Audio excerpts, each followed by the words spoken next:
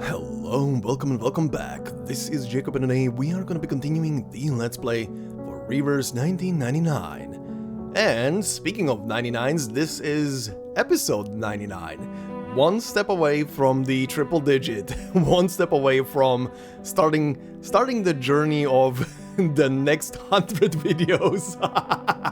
I guess it's going to be 100 videos. Who knows how long this game is going to be around, right? I will keep on playing, but wow. 100, that's gonna be wild. Honestly, for probably, I don't even know for how long, but this is probably gonna be the only Let's Play series on the channel for quite a while that will have over 100 videos, and who knows how many more in the future. To be fair, I'm not counting obviously Arcanists in here. Arcanists will at one point also, at least with the main story thing, will reach 100. But I'm treating Arcanists in a different way, so I'm not numbering everything in a numerical order, the way I'm progressing through stuff and everything. So it's obviously different. It definitely has more videos, but yeah, this is for a long while. This is gonna be a Let's Play series here on the channel that will be very highly numbered with a lot of parts.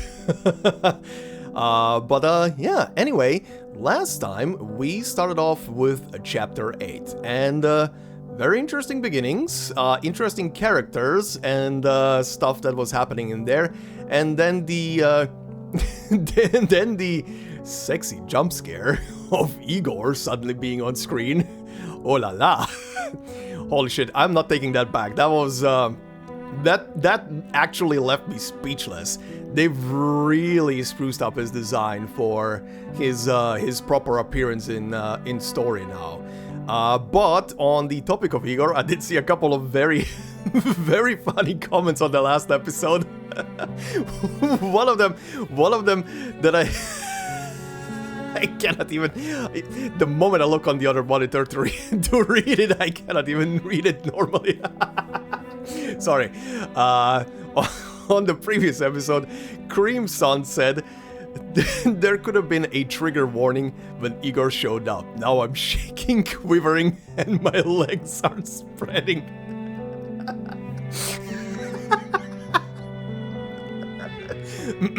You know what?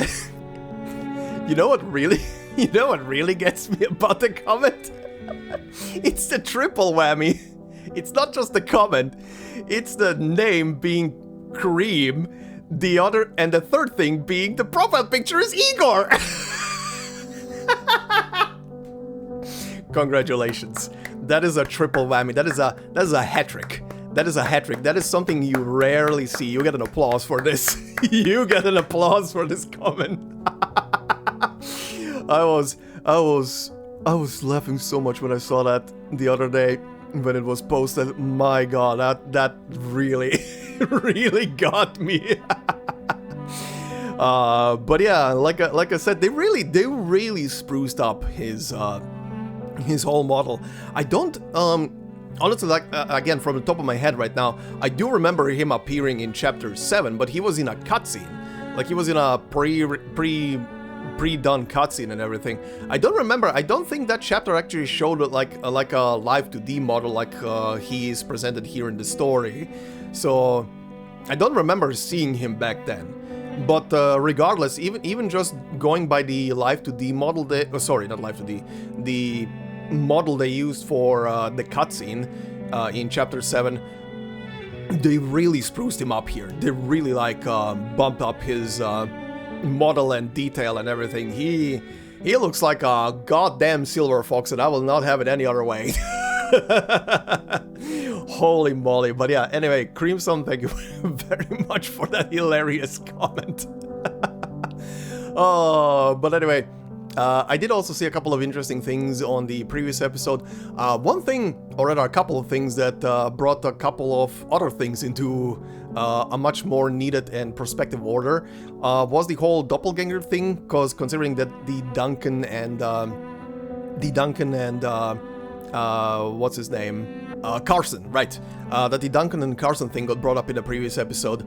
Right, that obviously, this here is obviously not the first time where it appeared. Chronologically speaking, the way the stories were presented, the first time it kind of got hinted at very lightly maybe, was the Tuesday Motel story, or rather, that portion of story for Tuesday that showed another woman that looked very familiar, or rather very similar to Tuesday.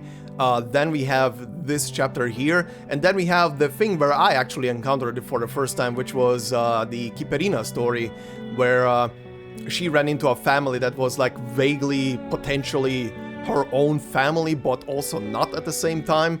So yeah, that's kind of like the, I guess, chronological release order of how we get drip-feeded to the doppelganger stuff, which is, again, very interesting.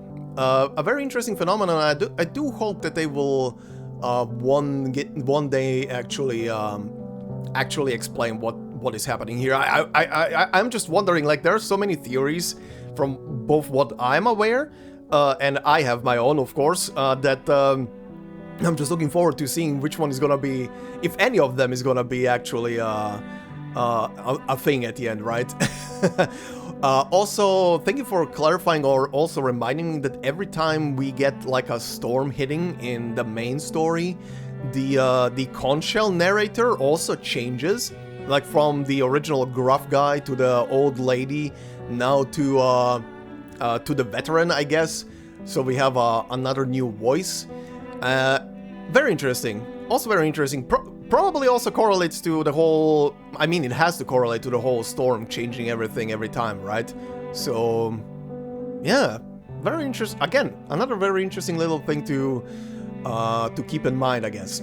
And yeah, I saw all the other comments as well about a clear depiction about what people's gripes were with this story, what some people brought up, why they felt so.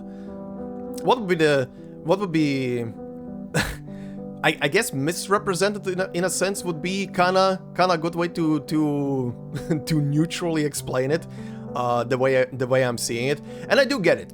I do get why some people felt like a bit butthurt about this chapter, especially because it's taking place in Brazil. The main bad guy is Brazilian, but everybody else is pretty much your normal white guy fighting the bad guy, right? So I get. I've seen what was brought up last time, so I get it, and I do also kind of understand from the perspective of, so far, at least if I'm not misremembering specific stories, but so far we pretty much had a pretty clear representation of every country, right? When we were there, like I don't know. For example, if the story was taking place in Austria, you would get playable. At least one playable Austrian character, right? If it was in the UK, you get UK characters. If it was somewhere Russia or close to Russia related or Slavic related, you get Slavic characters, and so on and so forth. I get it. I do get it. I do get all of those gripes. Now, will any of that really impact me from enjoying this chapter? I mean, I'm your typical paisley white guy with a beard from Europe and Croatia, to be specific, so I don't know. Look, if this was a story placed in Croatia and this was, and none of the playable or representing characters in the story, at least the good guys, would be Croatian, I would probably be butthurt. I will not lie. I will probably be butthurt myself. But would I really go out and, I don't know, with pitchforks and everything? Nah. I really don't care too much. I'm not the writer of the story at the end of the day. All I care about the story myself is if it's good. And all I can say so far about the chapter is, it's good. At least this beginning is very good. The characters are kind of funny. It started with an execution, which was immediately impactful. And the characters in the story so far are pretty quirky, funny. Anjo is finally getting some, compared to the previous two stories, is finally getting some funny scenes and adorable scenes that are partially also very, very sad scenes on top of it. And yeah, so far I'm enjoying it. I'm really liking it. I mean, the whole part in the last episode with not Carson, aka Duncan, playing along with Sotheby and doing that wholesome little shtick of a promise and treating her like a lady. Oh, good God, that hits so hard in the feels. I will not even pretend that it did not. That was such a cool and good little moment. I don't even know what to say about that.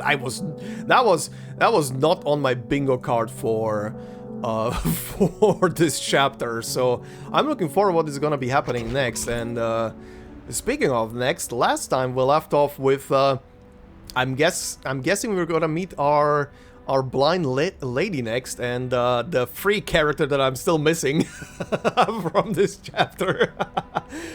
Oh yeah, most importantly, before we however get into this, obviously this is now after the new patch went live and everything. I did get a warning from people not to read anything where, even though I was very well aware not to read anything, don't worry about that. When new patches come in, I'm very well aware of not looking at anything specific or diving too deeply into anything. I did see the whole war room thing here. And I'm literally just using it for picking up rewards and everything, but I will say, this looks cool. I don't know where the story is taking place and what is happening here, but it looks super cool, super fancy, and I cannot wait to get to the story, because this is giving me some World War I vibes, and yeah. And speaking of stuff, we'll do some pulls later. I saw the character, and I'm like, military uniform lady with a gun and what looks like I guess cape or whatever is hanging from it. This design is speaking to me, and me once.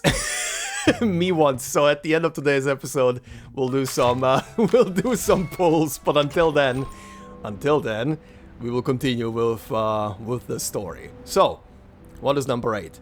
On the margins of life and death. In the midst of such prolonged suffering, happiness feels as far away as the sun in the sky. Alright. That is a slightly foreboding text at the beginning immediately. Life and death in Sao Paulo.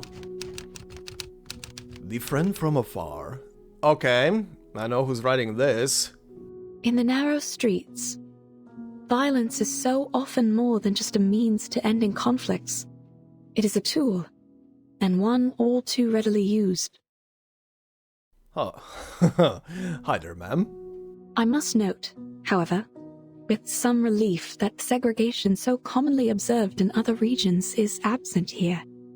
The Arcanists of Sao Paulo live alongside humans, with the latter often displaying traits more common to their Arcanist neighbors. Passionate, if a bit touchy. Oh yeah, this also reminds me, in the comments of the previous episode, it was also obviously brought up that it's quite a choice to have the story be, you know, set in the favelas and everything, and just focusing, at least here in the beginning, just focusing on like crime and stuff in a Brazilian city. So I get the gripes. Life here is incomparable to the comfort, security, and freedom of New England.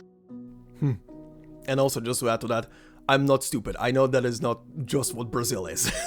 At least I'm not stupid to believe that is just what Brazil is. Hardship, violence, and oppression are the fundamentals of life. As constant as the sun, and as heavy as the rain. Heavy rain mentioned. This country is renowned for its coffee and sugar. It is a land of beauty and bounty.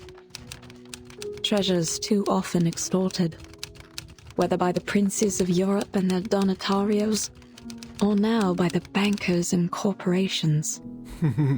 Despite all the centuries of treasures extracted from the land, desperation remains everywhere you look. It is a place where insurmountable wealth and the deepest deprivations are neighbors. Sometimes they lie only a street across from one another. The multinationals have cut open the country's throat, and now they drink it dry, leaving the people struggling with poverty and chaos. It is a bleak existence. Dear readers, I share this with you so the story of these people might be heard. Alright. Man, there's something special about typewriters. I don't know what. Because my mother was a because my mother was a news writer back in the day, back in the 90s, she did have a typewriter to write some stuff out at home. So I would use it from time to time. And in middle school, we actually, stupidly enough, we had a class where we had to use this. I think I might have said that on a previous episode of this Let's Play. But I always like to write on those. I don't know why. It's such... I don't know if it's the buttons, because they're technically little levers at the end of the day, but it just felt so nice to write on that stuff. And the clickety-clack of the little hands typing the... like right now in the background, typing the letters in it's such nice. Also, it trains you so well not to screw up when you're typing, because there is no backing. And if you do have to back and erase like a letter, it's a chore. Anyway, the doctor sits by the riverside. A small group of children gather around her. They watch in awe as her typewriter hammers the letters onto the page. Shippy, do you know, has life always been like this here? Wow. Wow. Yup, looks exactly like the other two. Doris, huh? That's gonna be her name. Wow. Holy shit, so this is number 3 now. The first one was on the island that I ever met. Right? Yeah, right. That was the first one I met. And she got erased by the storm. The second one works for Utu and she's going around. Huh, so she's somewhere still. Unless... no, this is not gonna be her. And yeah, this is now the third one. Very funny that she's also using a typewriter. If you ask me, Doc, San Paulo in 1990 isn't much different from Nassau's 1681. Damn, that is a voice. That is a voice I did not expect from this character. Okay, so white rum, finally. Finally I meet this character. It's a shame. Between the sunshine and warm sands, there is a good life to be lived here, if only they were free enough to live it. The summer is long, just like the suffering of these people. I used to dream of traveling to all sorts of fascinating places. Well, another version of you is doing just that. A foggy city by the Thames, and a little town blanketed in snow and sunflowers. Uh-huh. I met so many different people, though I find I can no longer recall their voices. I have only their words left, only my records of them. Wait, is this the same one? No. Have you heard of a weed down at the bottom of Lake Ilapango? The people there turn it into a polenta with cornmeal. Supposedly, if you have it, you'd recall every last thing that's ever happened to you. Every bit of it. Wow! What's a weed called? The children turn to the ship in a bottle, their eyes filled with curiosity. They call it La Hierba del Tonto, Spanish for the fool's weed. You see, lad, only a fool would want to remember everything. Sometimes a little forgetfulness is a blessing in disguise. Said a rum bottle. I beg to differ, Shippy. To forget the past, its lessons in pain and joy alike, that isn't a blessing. It's oblivion. But let's not argue over some mythical weed. For all the claims, no one has ever seen it. Just another myth, like the succubus or the minotaur. Funny that you should mention a succubus. Aye, let's talk about succubi instead. That's sure to get the lads pricking up their ears. Uh-huh. Pricking up something else, maybe. At the mention of this, the little ship goes off again. Back in 88, I mean 1688 of course, Our chief mate, Mr. Morgan, had an encounter with a succubus after he found her seal while carousing in Portobello. Uh-huh. If the rumors tell true, once he got a hold of it, she grabbed a hold on him too. I couldn't say what transpired, but we never saw hide nor hair of him again. Interesting. No one can debunk her stories, but no one really believes them either. The children's curiosity fades, and their eyes start to wander. One of them spots two big fish floating in the river. Look over in the there. water. Something's in the water. Two figures float among the trash in the river, spluttering and choking. One is clinging onto the other as they struggle to swim to shore. What the devil is all that commotion? Just the people enjoying a swim, don't worry about it. Can someone pull them out, please? Also, where's the suitcase? Is this... Vertin ASMR. Is the suitcase getting flooded? Is the Actually, that is a good question. Is the suitcase waterproof when it's closed? There is a lot of people in there.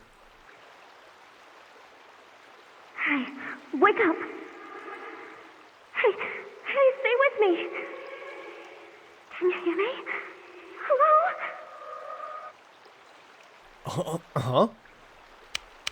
Kimberly pats her fallen companion's face. No response. She's still breathing.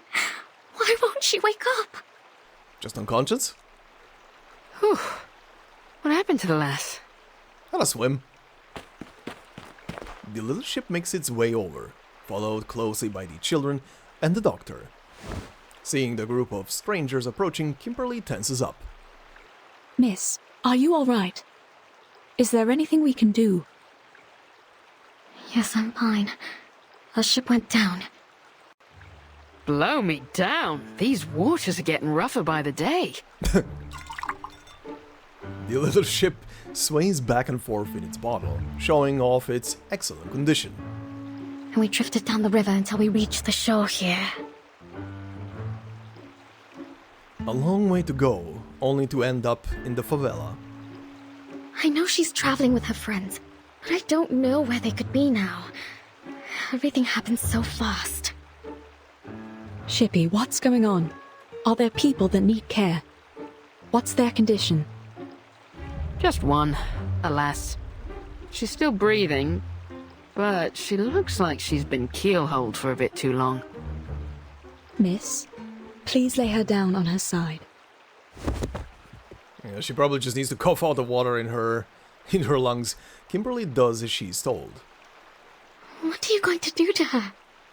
Slap her on the back. The doctor kneels down, skillfully clearing the girl's mouth of any residue before starting chest compressions. Save her, if I can. Mm-hmm. One push, another. It's a professional instinct, the duty of a doctor. An unexplainable impulse drives her to revive the drowning girl. Ah, that is a interesting way of phrasing it. An unexplainable impulse, huh? Is it a doctor's impulse or because it's Vertin?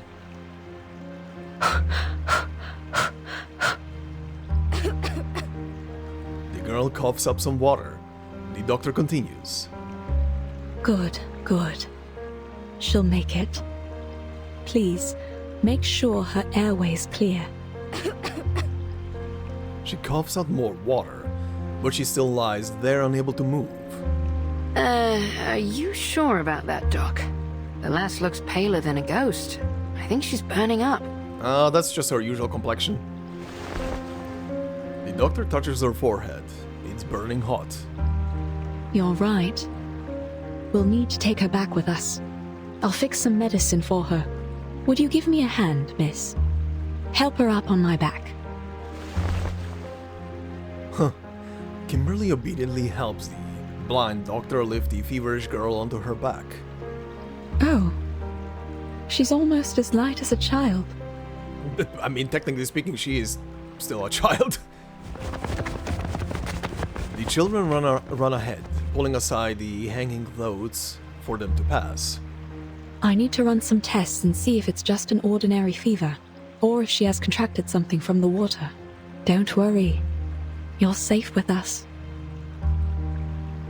The doctor speaks to herself, or perhaps in reassurance to the unconscious girl. Where are we going? Wait up! Home. I like how Kimberly is concerned about Vertin's well-being right now. Kimberly catches up to the doctor, only now realizing how far they've walked. She steps into the doctor's home.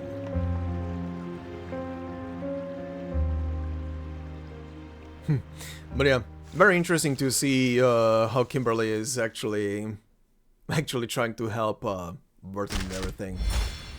Interesting character portrait for her, considering the only things known so far about her were, I mean, from the other two stories, and in none of them did she leave like the best picture of herself. Memories from her past rush through her mind, but she hasn't been able to process them yet.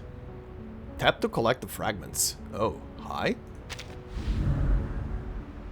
She used to comfort those childlike elders with a siren song that made them forget their pain and aged bodies. Is this? Oh yeah, this is for Anjo. Okay. Yeah, hold on, we're not done here yet. Also, you got a piece. Just gonna take a peek what yours is. The root of the people's illness lies not in their bodies, but in a future they perceive as a dead end. No medicine can cure that future. Huh. I mean, yeah, a doctor's medical kit containing her compassion and regrets from her past journeys. And yeah, you got a piece on page number 2, right? Sometimes I sing, but the elders always weep. Then whisper softly that it's not my fault. Huh. And that's the thing from earlier. Okay. Very interesting parts. Very interesting. Alright, what are you? Interview guidelines. A conversation filled with one-sided questions doesn't necessarily have to feel like an interrogation. Uh-huh. Encrypted record number 5225. 5225, huh? Interesting mirrored numbers. Miss Barbara, thank you for agreeing to this conversation. Okay. Please relax, this is the Foundation's way of reciprocating Utu's interview. We can proceed at your leisure. Yes, it's rare to be the one asking the questions and hosting the editor of Utu. Let's make the most of this opportunity. Regarding your method of avoiding the storm. Ooh, okay. I'm sorry, but as you probably know, you cannot hear the wind, so you can't hear the secrets of the storm. There's nothing I can do about that. Utu shows no interest in cooperating on the storm issue. I'll note it down like this for the record. That doesn't sound like an amicable record, but maybe that's how it's perceived by you. Mm-hmm. Let's move to the next question. From what we understand, Utu has a unique communication method. Can it help you locate each other?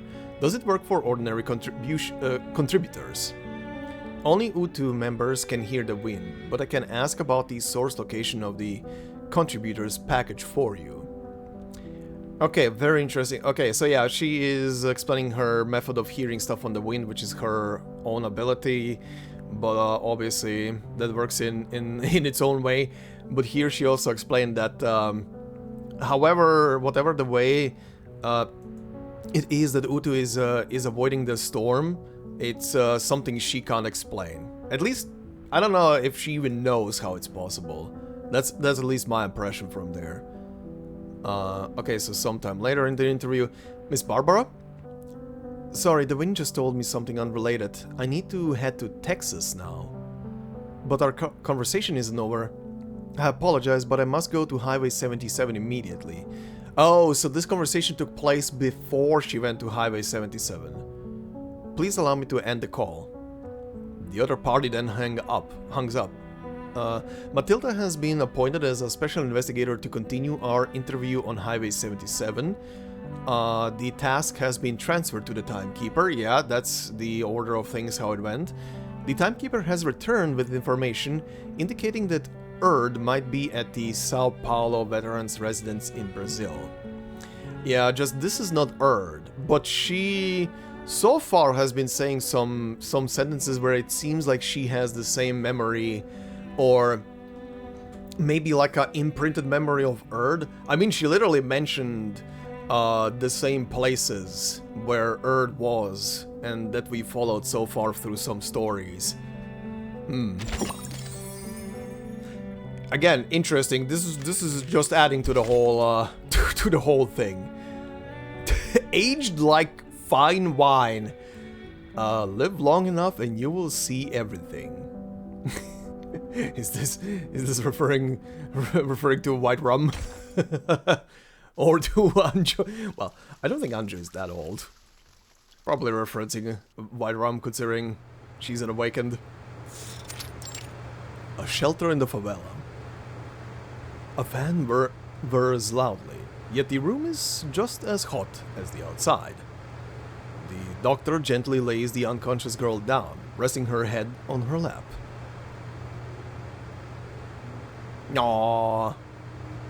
It's so rare to see Vertin without a hat. without a top hat. She lightly strokes her flushed face. So you weren't even traveling together, and still you brought her all the way here. You have a good heart, Miss Kimberly. You flatter me, Doctor. It was only that the current pushed her to my side when we all fell into the water. Said the one who reached out her hand to pull her out of the water. Now, Kimberly. You're a good little goober. And I just couldn't forgive myself if I were to let her drown. There you go. An accident or perhaps fate. In fact, she and I had met briefly before, in Texas. We didn't part on the best terms. Okay, I think the server is having a couple of issues. I saw the connection symbol appear a couple of times so far. I don't know what's happening. Hopefully it's not gonna crash for some reason. Anyway, that was distracting me. In fact, she and I had met briefly before in Texas. Yeah, connecting again. What the hell is happening? Okay, it's not gone. Okay, game. Are we fine? I think we're fine. Okay, whatever that was, seems to be gone now. Sometimes we find ourselves in quarrels, even among friends. No, we aren't. Aww.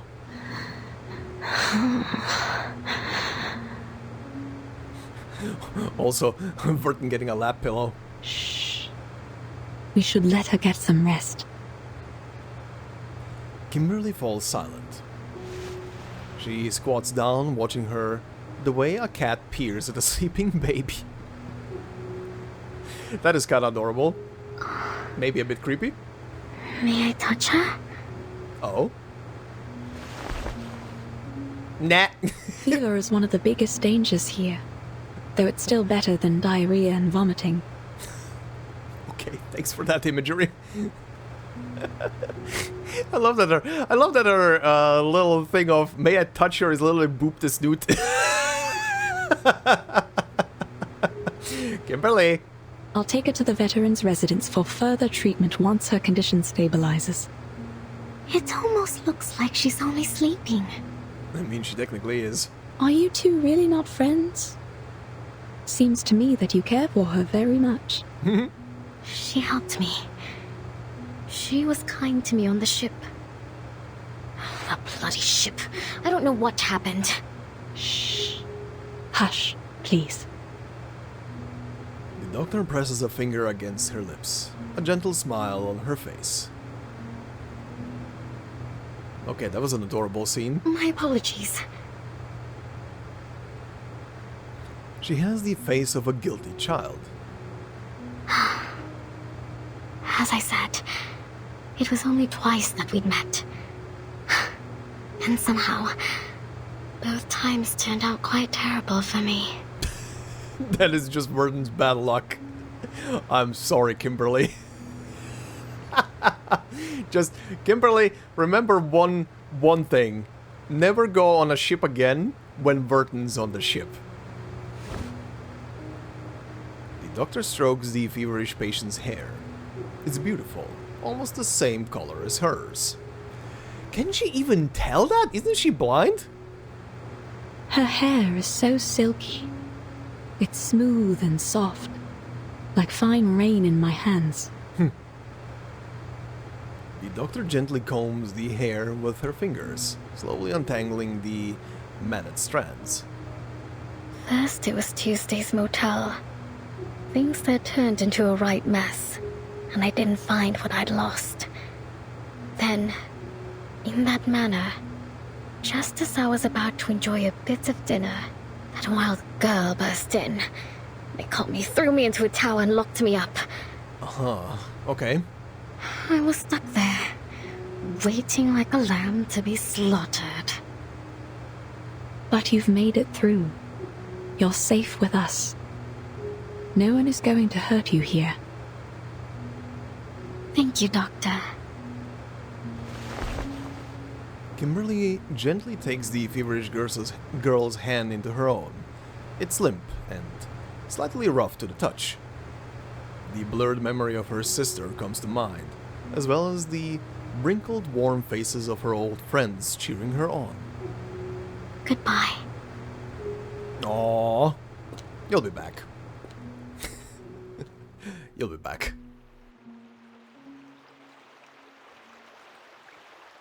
Alright. Satisfied that she has paid her back for her kindness on the ship, Kimberly leaves through the back door. Uh-oh. What did you run into, rather? The little ship in the bottle is waiting for her on the other side. Leaving your friends so soon, lass? Well, come as you are. I'll give you a lift. Perhaps we might have a bit of an old jaw along the way. After all, it's rare indeed to see one of your kind out and about these days. Okay, she knows. She knows. White Rum knows. A lift? Pardon me, madam, but I'm not sure you could bring me anywhere. You're a little too small and a little too stuck in that bottle. A galleon, born from the 16th century dreams of exploration. She awakened and slumbered once again until now, a time in which there are no more uncharted lands to uncover. Okay, so an awakened that is themed after, right, the push for exploring. Climb aboard, matey. So where's our heading? Or shall we go for a ride on the river? Don't be shy, I aim to make a friend of you. Kimberly looks hesitant. Don't be shy. I let the little ones play on my deck all the time, climbing here and there, like a bunch of cheerful little monkeys. Does she pull people into the bottle or something? And not just them. I ferry the good doctor from here to the veterans' residence too. Huh. Okay. Oh, an actual picture. You'll have to wait till we reach the sea to see me at my full size. Huh. Interesting. So the ship in the bottle can turn into an actual sized ship? Once the water opens up, that's when I'm really free. The sailboat slowly drifts away from the doctor's hut. Now, I ask again. Where are we going, mate? Can't just let the wind decide our course. Huh, that's kinda neat. Why not? I should like to go somewhere nobody will ever find me. Confusion, chaos, escape. Perhaps tomorrow will be just like all those yesterdays. I'm afraid there's precious few places like that anymore, lass. I've spied the globes they've got nowadays. Seems like every last step has covered the four corners and back. But aren't you a strange sight, lass? You know, I've seen your kind before. Beautiful to look at, aye. But there's a darkness in you that lies beneath the surface, isn't there? Uh-huh. But you're not like the rest of them, you'd say. Well, I would sooner believe in a map to El Dorado before I'd swallow the idea of a succubus with a heart of gold. So, Wow. was that girl your master? Did she have your seal? No. If that were true, then heart of gold or coal wouldn't matter for none.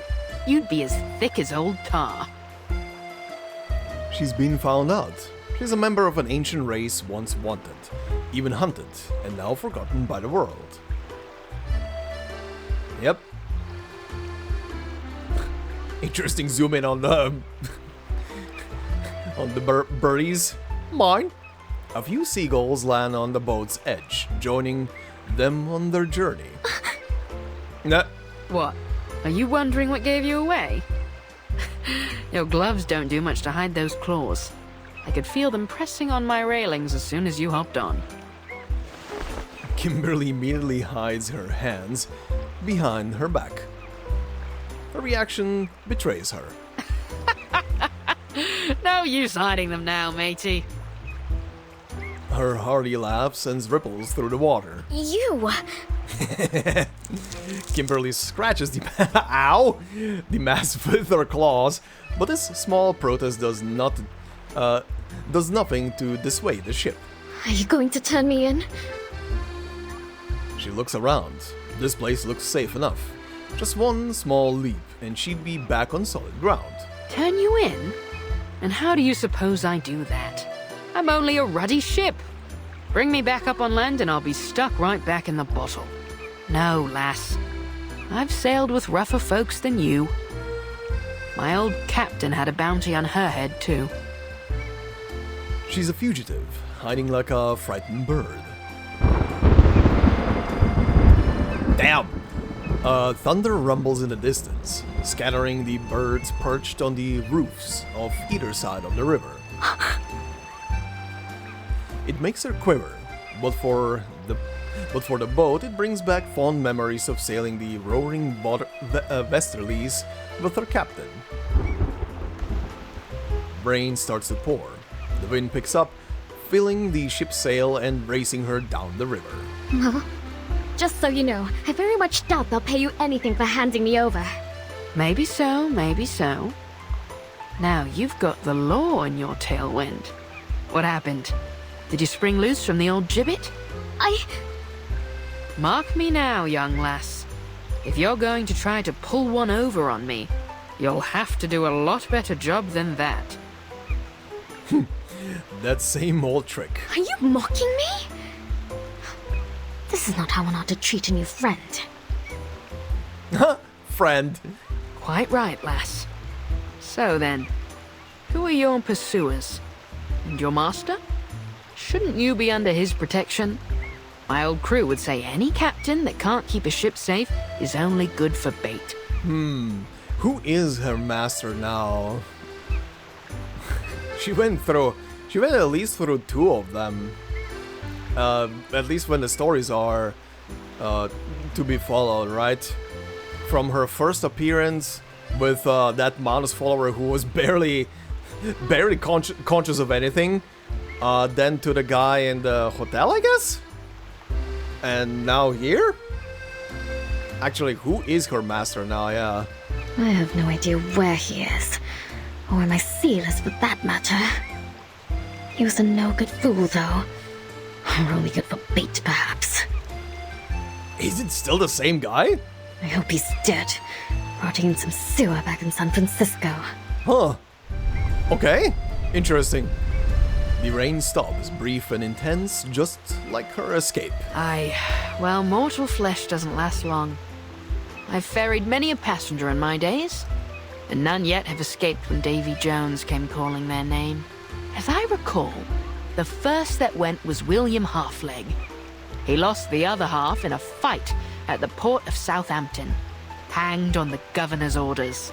And Edward the Red Hand, a nasty piece of work from the Low Countries, loved a bit of throat cutting, until he got his own throat slit by some fool in a ramshackle pub on Tortuga.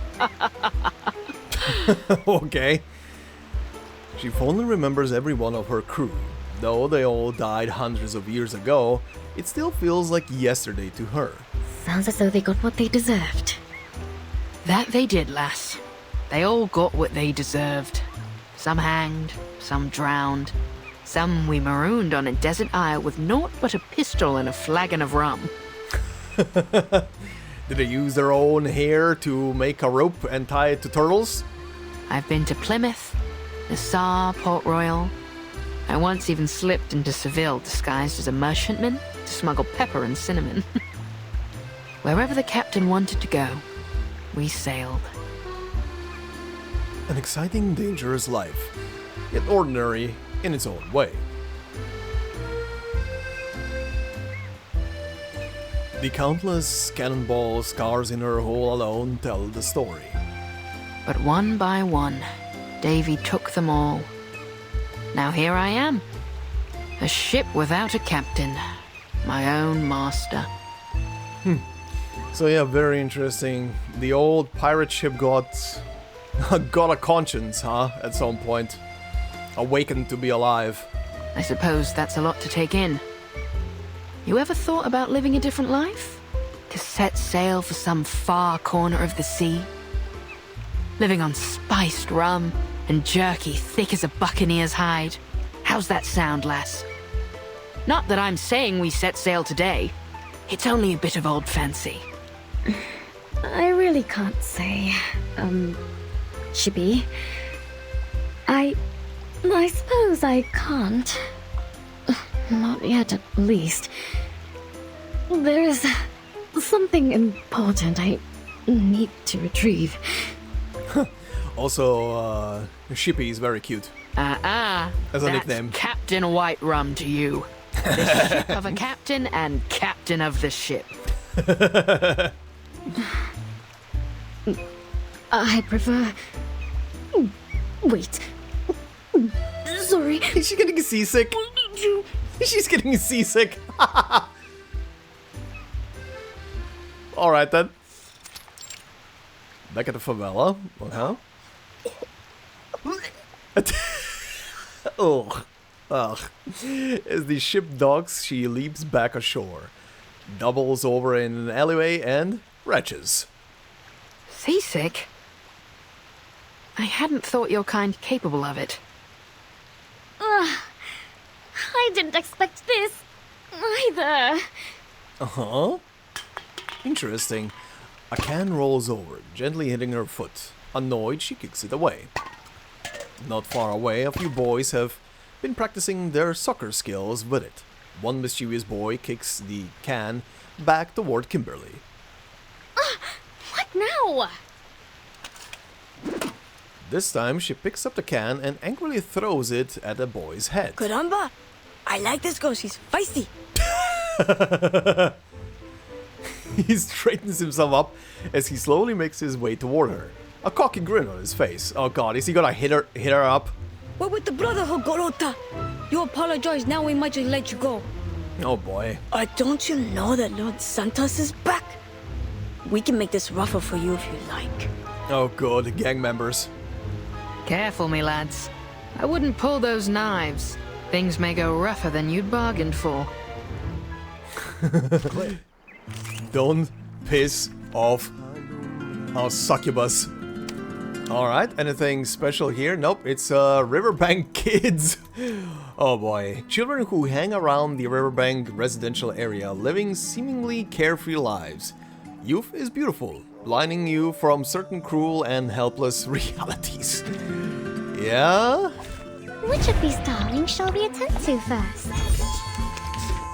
Oh, 3 stacks of... okay, well, that's kinda... What is this now? Precision. Incantations feature a Oh, what? Precision incantations feature a highlighted border and a dedicated precision slot marked by 4 orange corners. Okay. Typically appear in the rightmost position of the spellbook. The spellbook is also known as the incantation area on your hand. Yeah, uh-huh. Precision incantations feature a highlighted border. Yeah, okay. Okay. Oh, this actually has story. Huh. Is this gonna be a thing of precision thing can hit through the dodge. Hey you, jerk! Why don't you show us what you're really made of? My mom can throw plates better than you can throw that garbage. Was that the best you've got? These slippery little buggers are going to be hard to catch. I know. I'll catch them one way or another. Okay. Huh. Interesting. Sure. Perfectly understood. Oh, I see. I think that's what happens with this. Okay, let me test that. Let's use to heat up the forge. that and let's use that. Keep calm. Why don't I introduce you to the lady in my life? Yeah, okay, I was correct. Okay, so yeah, the precision stuff goes through the dodge, but the rest needs to keep hitting to remove the dodge. Alright, easy peasy. The boys are no match for her. Not so tough now, are you, boys? Try this again, and I'll make a mince out of what's left of you. Damn! Oh, kick the can into the water. She angrily kicks the can into the river. I know your fathers, me boys, and I think they wouldn't be none too happy to hear you claiming to be with the Brotherhood. Let go. We're wasting our time here. The boys scurry off, muttering under their breaths. Bilge rats, the lot of them. Not even fit for the apostles. I love the different mood swings that the ship has, that White Rum has, the way it's displayed. Like right now, she's kind of annoyed and or angry, and it's displayed like a thunderstorm in the bottle. That's very nice. Brotherhood always lets their knives do the talking. If there'd been any doubt of what you are, lass, that fight sure cleared it up. Yeah, she pretty much outed herself with that. Okay. Oh, that's it for the that's it for the stage. Okay. Oh, two things on this one, and both are in the same spot. Okay, first the star. Innovative advertising. A magazine clipping is posted next to a pile of glass souvenirs. A very effective promotion. Read the clip. The untold stories of the invisible colleague. Boyle's impossible flask. Okay, perhaps you're familiar with the Royal Society. Maybe you're even able to name every president. But do you know its predecessor, the mysterious Scholars' Assembly, known as the Invisible College? Oh, it's Invisible College, not colleague. Okay, sorry. The Invisible College. Today we will introduce the central figure of the Invisible College, Robert Boyle, the famous alchemist, natural philosopher, and founder of modern chemistry, along with his mystical stories. When discussing Boyle, one must mention Boyle's law, which states that at constant temperature, the pressure of a gas is inversely proportional to its volume. Boyle demonstrated this with a U-shaped tube filled with mercury. But before that, Boyle tried various devices and countless designs in his quest for a frictionless flask with a piston. He even employed arcane skills, casting an incantation of proportional scaling into a flask. As a result, the flask could indeed compress and expand objects perfectly. However, arcane skills being what they are, the object's mass would shrink with its volume, and the process would cause noticeable temperature changes. A very successful arcane skill, but a failed experimental apparatus.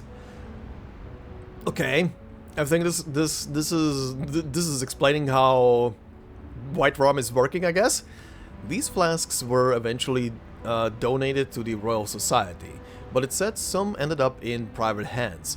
So keep an eye on the ordinary flasks around you. One of them might just be a highly convenient, impossible flask. Sure.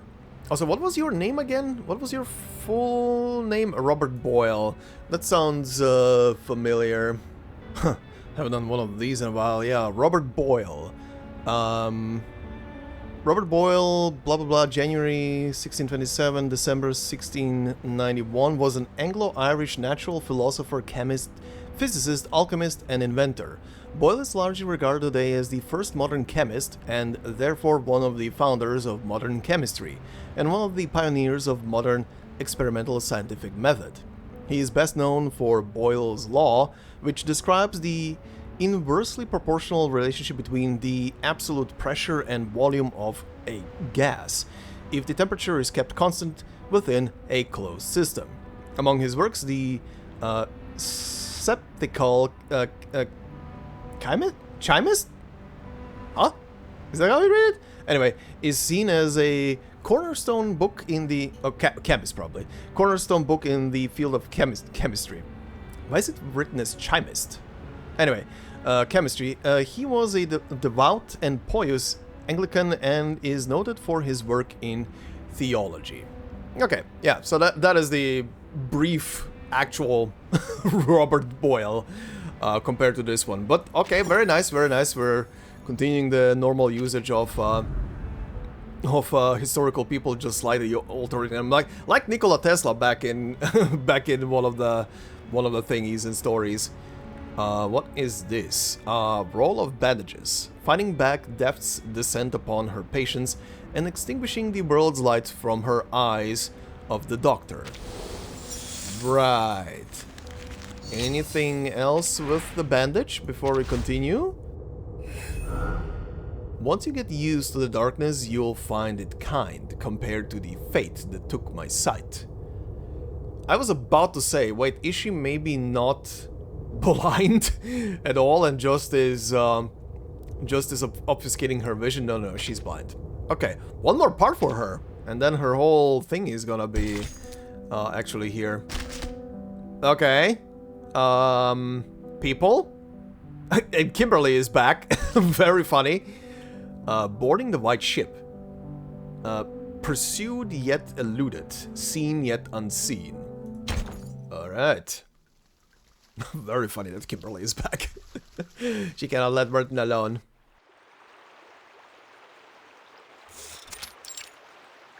Alright, favelas again. Listen up. We're the Apostles' Brotherhood, not some worthless favela gang. Again, this one guy still so much reminds me of like how they dressed up Mexicans in old Western movies. I cannot take this guy seriously, I'm sorry. So we start off nice and easy. And if the doc doesn't play along, well, then we make her play along. Claro? Claro. Uh-huh. Try that. I think a certain succubus is back. And she will not play along nicely with you guys. A shelter in the favela. The feverish girl looks to be doing much better than before. Dr. Doris is crouched beside the bed, gently wiping her face. A few uninvited guests burst in. Hola. How can I help you, gentlemen? Alright, close up. Hey, is she really blind? I'm afraid yes. But please don't worry. I'm more than able to treat all my patients. Are you feeling unwell, sir? Marcando glances at the patient on the stretcher and signals to his men. His dogs quickly surround the patient. Sir? Uh-oh. We heard that you're a good doctor. We got someone who needs your help. You're Dr. Doris from the Veterans Residence, right? Yes. And may I know who you are? I won't turn away a patient, but I'll also need some assurance that you can be trusted, sir. So, is she coming with us or not? Damn, who is this guy? This guy looks like he came out of a Hollywood movie. He kicks over a cabinet, causing the test tubes within to smash in a small explosion on the floor. Oh, it actually exploded. That's why it cut away. that was a weird cutaway. Okay. Sounds like some kind of explosion near the clinic. Should we go back? Yes. It could be an accident, but she's got away with her equipment. Doubtful she's the cause of this. Steady on then. Let's hurry back and see for ourselves. Book it. Assassin's Creed style, over the rooftops. Sprint. That's not how you treat a doctor, lads. Damn, you guys actually came in time. These guys are very slow with kidnapping a unconscious girl and a blind doctor. The thugs instinctively draw their knives, a habit developed in their line of work. What are you doing to her? Lord Santos would like to have a word with the doctor. That's all. You're not taking her anywhere. Don't you see she's taking care of this girl? She bares her claws, digging her heels into the ground. Yeah, I'm not asking for permission, sweetheart. The sweetheart is about to turn you into mincemeat. Marcanto snaps his fingers. Grab the doctor. Ice the rest of them. Oh, immediately in the battle, alright. Do we get a unique enemy? Brotherhood retiree. Senior member of the Apostles Brotherhood, now retired from gang work to serve as the organization's strategists. Though they've burned out their candles, they still support the Brotherhood from behind the scenes. Every organization has figures like them. Right. Menacing whispers, intimidate and terrify. Alleviate doubts. Brotherhood assassin, gunman of the Apostles, yet they can appear in every corner of the city in the most ordinary of guises. I think I read that guy already. Alright, well, let's deal with them. Easier to fight here than a back alley. And this mechanic is back. Oh yeah, very funny thing. I keep forgetting, because I'm back in the main story now, I'm so used to side stories. I'm so used to side stories. I keep forgetting, now that I'm back in the main story and I'm fighting these guys, they're actually not dying in like a single hit. It's kind of funny. Suddenly remembering, oh yeah! These guys will not die immediately. Right. Time to heat up the... Right.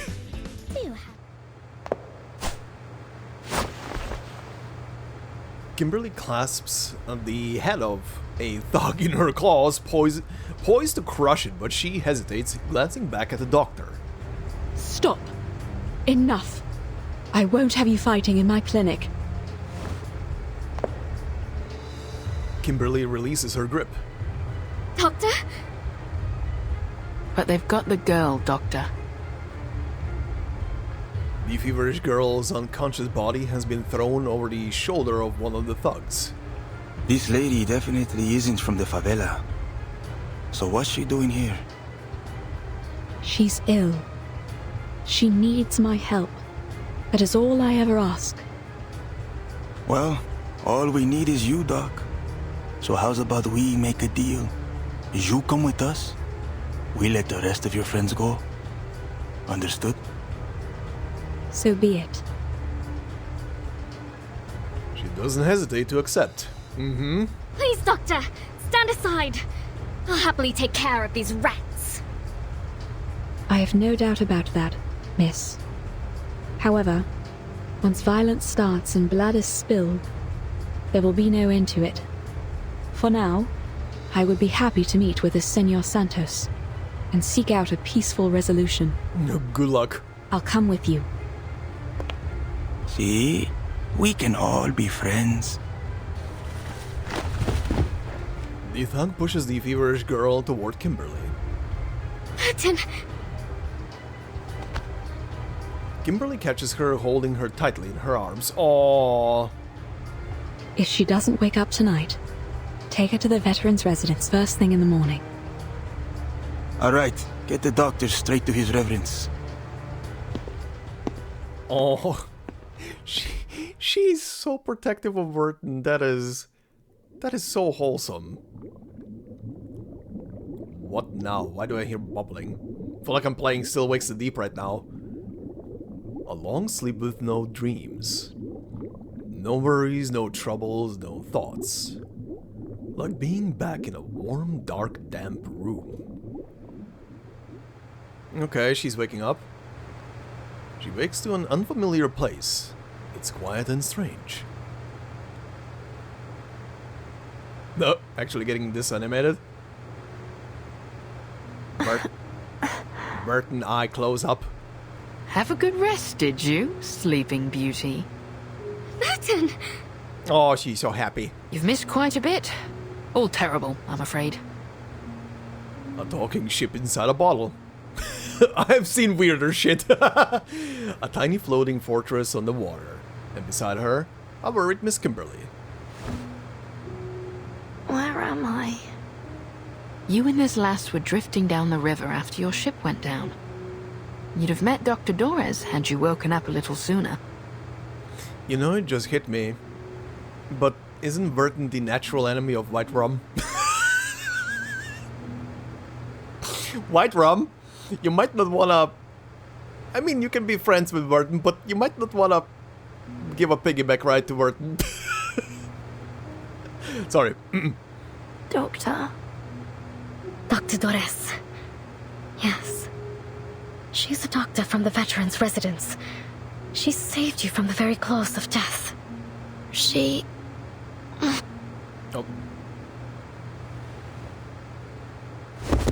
Oh. She can't walk. Her body is still too heavy. Aye, you were burning up, lass. But the good doctor pulled you through. She was right there by your bedside the whole time. The good news is, we think she's still alive. Still alive? What's the bad news then? The bad news is she's been snatched up by the Apostles' Brotherhood. What? Rest now, lass. They aren't likely to hurt her for now. You'll need your strength for later. Some scallywag by the name of Santos wanted to have a word with her. So they said. Everything has gone to hell since that ship sank. But Lopera and Sotheby, where are they? They're fine. They're meeting past companions? Question mark? There's a shooting pain in her arm. I remember we all fell into the water. I'm sorry, I didn't see them. We washed ashore together. My map. Have you seen it? I have to get to the veterans' residence. They may very well be waiting for me there. Come on your feet. Well, I may be just the ship to get you there, ladies. Oh god, no. Do you want to sink? White rum, do you want to sink? Is this safe? Is this gonna be okay? I'm just terrified for White Rum's health. Oh no. Alright. Anyway. But yeah, also important question, where the hell is the suitcase? Is it with Vertin? Is it with Vertin? Did it sank? Well, they seem to be close by, all things considered. Also, this over there. Interesting. What do we have? Sao Paulo Bossa Nova. That is a title. He dispenses justice Sao Paulo style. Oh, I'm missing literally 1 point of energy. I'm just probably gonna get that while the cutscene runs. Alright. Still in a favela, of course. After instructing his men to take Dr. Dorres to their chapel hideout, Marcando walks over to Duncan, who is watching over a group of hostages. Oh, right, I nearly forgot, yeah, the Duncan is with, pretending to be with them for now. You're a clever one, viejo. I like working with your type. The hostages, Galeno among them, are lined up on their knees, their hands tied behind their backs. Marcando has ordered they be taken to the manor. Much appreciated. I've tried to pick up a thing or two over the years. You've had plenty of time to learn, a man of your age. By the way, what about that girl? Where'd she go? Sotheby is missing. Dunno. Maybe got scared away. You know how little rich girls are. I'm certain she's found her way back to her daddy's bodyguards. She'll be no cause for concern. Uh-huh. Okay. Fine, fine. No need to worry about the spoiled little girl. Now this bastard, on the other hand. Oh. Marcando kicks Galano hard in the stomach. Leave the boy be. He's not got much time left if he doesn't give up those names. His eyes dart around, keenly scanning his surroundings.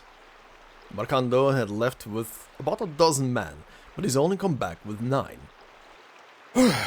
Hot enough out here? Luckily, I've got a bit of vino left. You a fan of wine, Senor Marcando?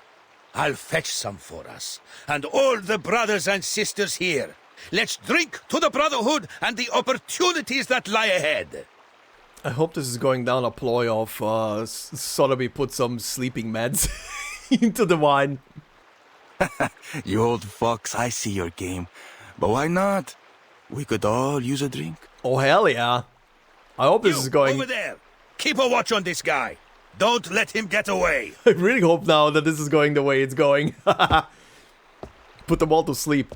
He gives Galano a kick in the backside, and as he leaves.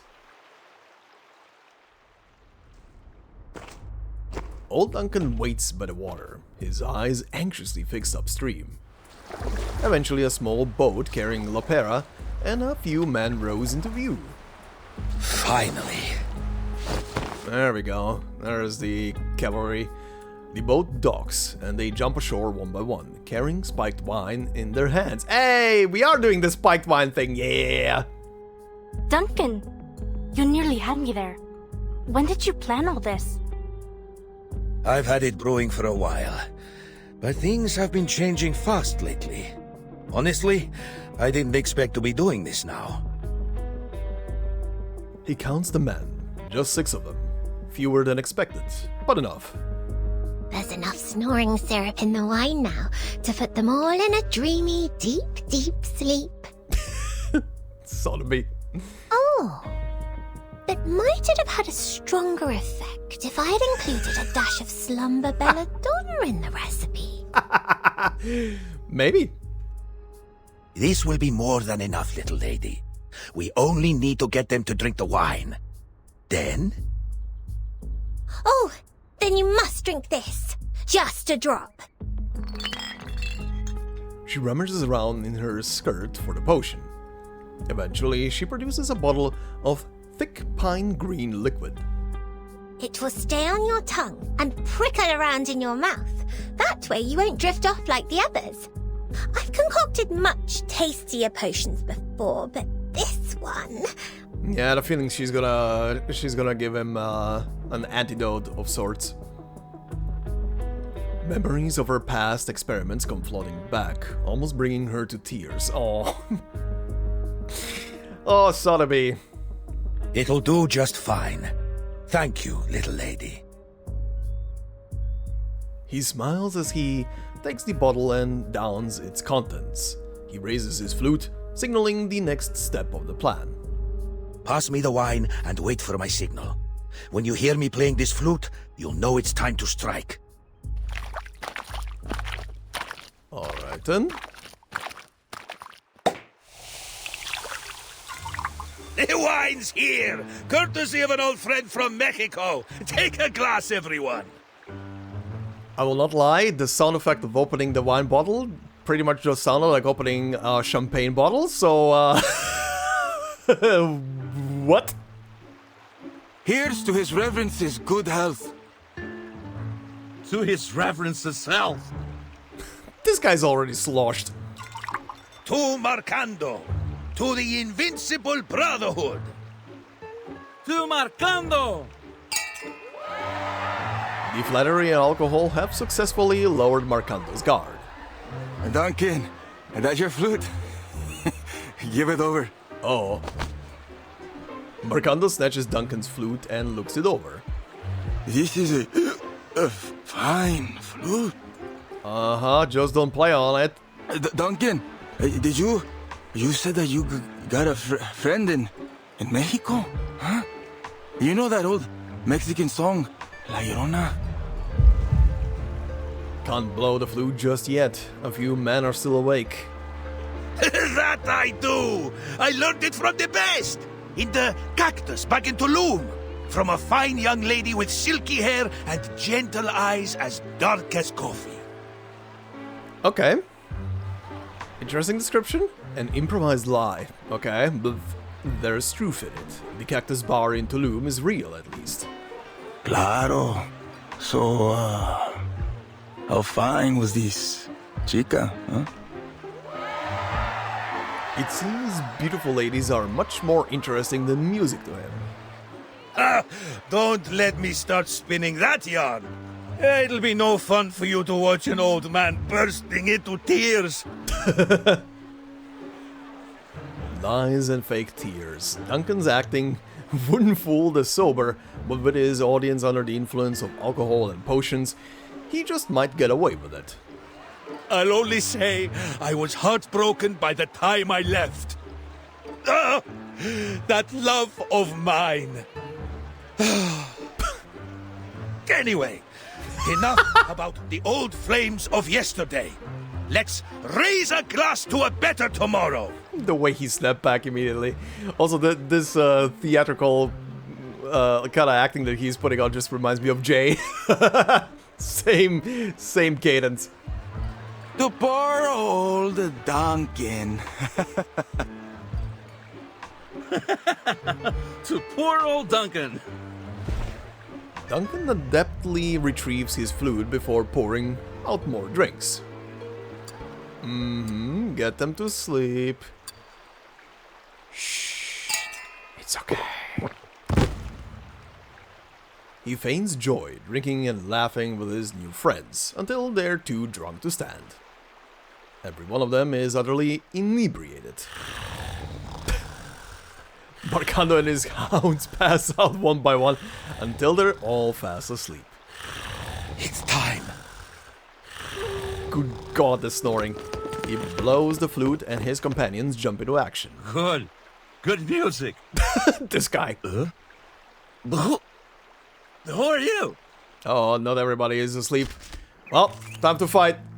Is it gonna be the same enemies? Oh no, we have a big guy. Brotherhood Big Shot. Enforcers of the Apostles' Brotherhood once stars of a certain fighting competition. Though they may be retired prize fighters, they have long realized that no fighting technique is as reliable as a good shotgun. You don't say. Embrace rather than resist. Oh no. Oh no, the old man is on the battlefield. Oh no, that's not good. He's gonna get obliterated. Uh-oh. Uh-oh, that's bad. Okay, this attack is not gonna do much damage, but I'm just curious how that looks. He isn't leveled. Forge my rules. He really isn't leveled. Watch and learn, kids! Damn, that actually looks very cool.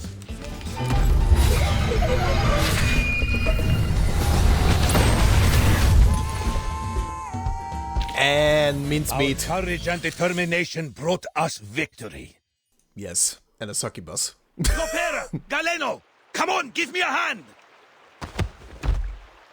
Pinche traidor! Time to cash you out. He pins the struggling Marcando to the ground. You'll be begging for Lord Santos' mercy. Sure. Be reasonable, kid! The Brotherhood is finished! Your time's up! He pulls the knife from Galano's waist and finishes Marcando off the Sao Paulo way. Huh? Don't let them slip away! Mr. Carson, but you... Did you actually kill him? She swallows her words. No, her butler would never do something like this. This is the raw, fierce power of a man who has lived on the streets of the favela. Yeah, this is not your butler. Meanwhile, Lopera catches up to a fleeing thug and cracks him over the head with the butt of her gun. Let me. He picks up a metal bat and stands over the fallen thug in front of Lopera. Think you can handle this? Yeah, I've got it. Damn. Everybody's super pissed right now. He swallows his card and aims at the spot where the gun butt had struck. For the favela, Good God. Brotherhood must go! Ugh. Well, they executed him. To be fair, the Brotherhood was not gonna do much else with them. The battle is over. Sorry to put you through all that, kid. Don't mention it. If this means we can get rid of them for good, it'll all be worth it. So what's next? Next, Zeno will come around to pick you up. But first, we've got to get back to the veterans' residence. Unease spreads among the group. They exchange a few glances. No, senor. One of you has to stay. The people need to see you, or they'll worry that you've deserted us. I can make it there on my own. Stay with them, Duncan. And me! An unexpected volunteer steps forward. I've seen there are many sick children here in the favela. Oh God. I'm certain that I could do something to help them. Oh God. I'm not sure it's a good idea, Sotheby. The favelas can be dangerous if you don't know them. I think Sotheby is more dangerous than a favela. Good Lord. The brave young lady can stay with me if she likes. I'll keep her safe. That is cute. Galano and the others nod. What do you say to that, little lady? Miss Sotheby is never afraid. True. It's decided then. Lopera, head for the veterans' residence. Tell them what happened and contact Admiral Igor from there.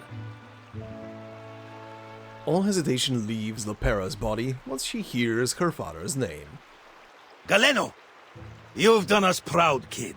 If I were king, I'd have made you a knight. Who knows? Maybe the little lady could do that for us. But first, young Galeno, we'll seek another deed worthy of knighthood. It's time we fight for our people. Alright. Now we take the fight to the Brotherhood, I guess. Okay. Oh, we have a little thingy here. This is gonna be for Duncan, huh? An ordinary looking wrench. Bursting with stories and the marks of time, just like the old craftsman it belonged to. Was this for Duncan? Silent Night, Holy Night? That's a title. Yep, that was for Duncan. Don't be fooled by its plain appearance. This here is the foundation of all my work, just as much as my calloused old hands. Alright, nothing else popped up, so let's see what this is. Oh, we beat it to the nighttime. They weren't joking. Silent Night, Holy Night. We hear the song every night. We bid the day farewell, wishing you peace, my dear. Oh, I didn't even... I forgot to look who's on the map. Anyway. The route from the favela to the veterans' residence is quite familiar to Whiterun. She has ferried the doctor back and forth countless times. You ever been to a veteran's residence? Not many young faces there. Besides Lopera. As far as the doc goes, doubtful anyone knows her real age. And even the saltiest sailor knows better than to ask a lady her age. Okay. No one knows her real age, that is also very interesting to say. Ooh, I see that joke missed the bow, so to speak. No. It wasn't a bad joke at all. Really. A joke would usually warrant some kind of response. Aye. Thanks for the kind words, lass. But best to leave old Flotsam where it lies. Mamaya? Is that how you read it? I'm not sure. Mamaya Mariana from the veterans' residence brings out some snacks. There's plenty of sugar to go around in this neck of the woods. Have you been filling this sweet young lady's head with your tall-tailed shippy? The little ship used to live with the doctor in the veteran's residence, but today she returns alone, and neither one of her 2 passengers is her old roommate. Sorry to show up without proper notice. Oh, don't worry about it. Any friend of Lopera is a friend of ours. Oh, if you'd come a couple of days earlier, we would have introduced you to Senor Duncan and Dr. Doris. Oh, she is gonna meet them, don't worry. But they've not been around in a while. That's a shame. I was looking forward to meeting them. Hopefully we'll see them soon. Kimberly wanders the courtyard. She's still on guard, but she seems to be oddly familiar with this place. You know, I knew a girl who looked just like her. A caregiver here way back in the 60s. Yeah? Back when this place was called Heartfelt Home. Yeah? She scratches the chin of the kitten in her arms. But it can't be her now, can it? Besides, I'm old now, and my memory is a bit fuzzier than it used to be. May I see Dr. Doris's room? She wouldn't mind, but please be careful not to move anything. It's that one over there, dear. She never locks the door. Okay, very nice. We can actually go to her room. The place looks no different from the other rooms in the courtyard, but the door is slightly ajar. The green vines hang from the roof, and the weathered walls bear the passage of time. It's a simple little home. Kimberly stands by the door, a stray cat in her arms. She scratches its belly. Ow. How dare you scratch me! Ow? The cat leaps out of Kimberly's arms, grabs hold of one of the vines, and climbs over the wall of the veteran's residence. Get back here, you fluffy rapscallion! I'll have your tail, you hear me? Oh, okay. She's not as agile as she looks, or perhaps the kitten has made her soft. She fails to catch it, instead stumbling into the door, throwing it wide open and hitting the floor with a thud. Do be careful, Miss Kimberly. How did that happen? Oh, crying Miss Kimberly. And how long have you been standing there? Just a little while. Observing. Funny. I've never thought to open a door like that before. Vertin's unintentional way of telling jokes or making fun of someone is great. Come along. Let's take a peek inside. Or maybe intentional but very flat delivery. Guest room veteran's residence. It's a rather ordinary guest room.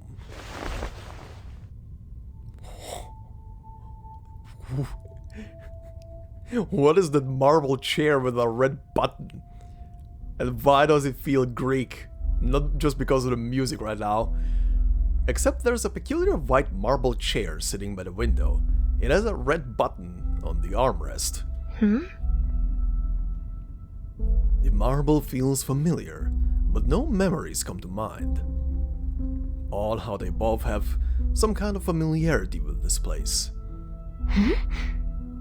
What's this red button on the chair? Kimberly's about to press it, isn't she? The button seems totally out of place, as if daring someone to press it. Kimberly takes a seat and curiously presses the button. What did I just say? What did I just say? Okay, nothing is happening. Despite her fervent pressing, nothing happens. Frustrated, she swings her legs over the other side of the chair. Good for nothing. Probably something else that's required to make whatever it's connected to work. A tasteless decoration. No one knows why this chair is in the doctor's room. But pressing the button didn't trigger an explosion or anything of the like. It's simply a functionless, harmless little contraption. Maybe it's connected to something, but it's unseen. Like pressing the button gives like a warning signal somewhere or some shit like that. Or sends a message to someone else. Maybe. On the other side of the room, the doctor's desk holds a stack of manuscripts. These must be articles that she hasn't sent out yet. Notes on the districts of Sao Paulo, records of Arcanists in the favelas, investigations into plantation economies in northeastern Brazil. She's a good woman. And her room smells like a good woman's room. You don't find many of those around these days. What makes you say so? Well, firstly, she did save your life. And secondly, it's hard to explain. Good people have a smell. A pleasant one. My nose has never been wrong. Right. Might be the very reason why she's so drawn to her, huh? To work. Vertin. We'll bring her home safely. This typewriter seems like it's seen a lot of use. Do you see any drafts? Any samples? I can't say. I'm not very familiar with these things. Take a look. She signed something here. But I thought her name was Doris. Yeah, okay, but is it signed with Erd? Or some other name? There's a single word written at the bottom of the manuscript. Zooming in. Erd, yep, there we go. Okay. Yep, this is gonna cause a reaction. Mariana! A familiar voice echoes from outside. Okay. Huh. She has a manuscript from Erd, huh? Interesting. Oh? Okay, another piece for you. Wall of Gratitude. Okay, let's see what this is. There's a secret group in the world that does good deeds in silence. Let's list all its members on this wall. Appreciate kindness? Huh? To Miss Marble. Dear anonymous gentleman, the Veterans Residence deeply appreciates your generosity. Your donations have been a great help during these difficult times. We've taken to calling you Mr. Marble. Wait, did I say earlier Miss Marble or something? Whatever. We've taken to calling you Mr. Marble after your donation of that fine marble chair. I assume marble holds some special significance for you. If you happen to see this letter, we hope that you will one day soon come through the door and accept our thanks and hospitality. I'm sure you'll be pleased and comforted by the heartwarming sights inside the home you've so long supported, and we'd love to hear the story behind the large red button you've placed on your gifted chair. Okay. So whoever's supporting this from the shadow, that they're calling Mr. Marble, pardon? I said Miss Marble again. Is it because of Miss Marvel? I'm probably thinking of that, probably. But yeah, whoever they're calling Marble and is supporting this place here, huh? That person donated a chair? Okay. So the chair is not something that was kind of like part of our doctor here, huh? Okay. Interesting. Let's see. Those pristine wings, however, could never ever fly across the riverbank. Is this your second part? Boto Corderosa? Anyway. I think this opens up a second story now, right? Let's see. Yep. Yep, okay. Yep, there we go. Hold on. Gonna read that in a second. So what were the two entries here? Sometimes I sing, but the elders always weep, then whisper softly that it's not my fault. It loved to tease us, swooping down from the eaves, landing on our heads and shoulders, as if it were a mischievous child. Okay, talking about a bird, I'm guessing. Alright, Anjanala's Path number 2. July 13th, 1943. This is my first diary entry. Old Quiteria said she would help me with my writing. She kept laughing and said I should use punctuations, but she did not tell me what punctuations is it. What? She did not tell me what punctuations is it. Sounds like seasoning. Okay, is that an intentional typo or... Anyway. Old Quiteria brought me to a place called a nursing home. It is... Okay, I see punctuation. Why they're bringing up punctuations. This has no commas and nothing. Oh god, this is hard to read. It is rubbish here, and too old, and the people... Okay, I see. This is a diary entry by a young Anjo who doesn't know how to form a sentence, so it's all over the place. It is rubbish here, and too old, and the people's faces are all wrinkled up, and she wants me to start learning to read and do something called work, so I can stay here and eat, and I do not want to keep running away anyway, those people cannot find me here. Okay, I see a lot of exclamation marks, so... What's the time difference? July to August, okay. August 15th, 1943. These elderly people move so slowly. Why is the thrill? Oh, where is the thrill? They all looked at my clothes and said I must be a rich girl from somewhere far away. I told them about my past. They laughed so much. Old Quiteria didn't laugh and another didn't laugh either. The one they call the soprano. She said I was a pampered poor little thing. Fate likes to lift people up and then smash them down. She's just using exclamation marks now. I don't know what that means, but I don't like her calling me a poor little thing. Bugs are little. They are not good things, they taste bad. Some even taste like dirt. So I'm not a bug. She also asked why I was not angry at the soprano. I do not understand why I should be angry. The soprano says bad things, but she did not hurt me. People who love to say good things are the most dangerous. I like the difference here where she starts now to use a lot of exclamation marks, but every time a new sentence starts, it's actually starting with a capital letter, but there is no punctuation still. Alright, January 1944. Hey, progress, I see punctuations and commas. Yay! After picking up the morning truth paper, I tidied up the soprano's bed. I saw many newspaper clippings under her pillow, all about the opera house. After evening prayers, I was about to take back the soprano's handkerchief when she suddenly grabbed me.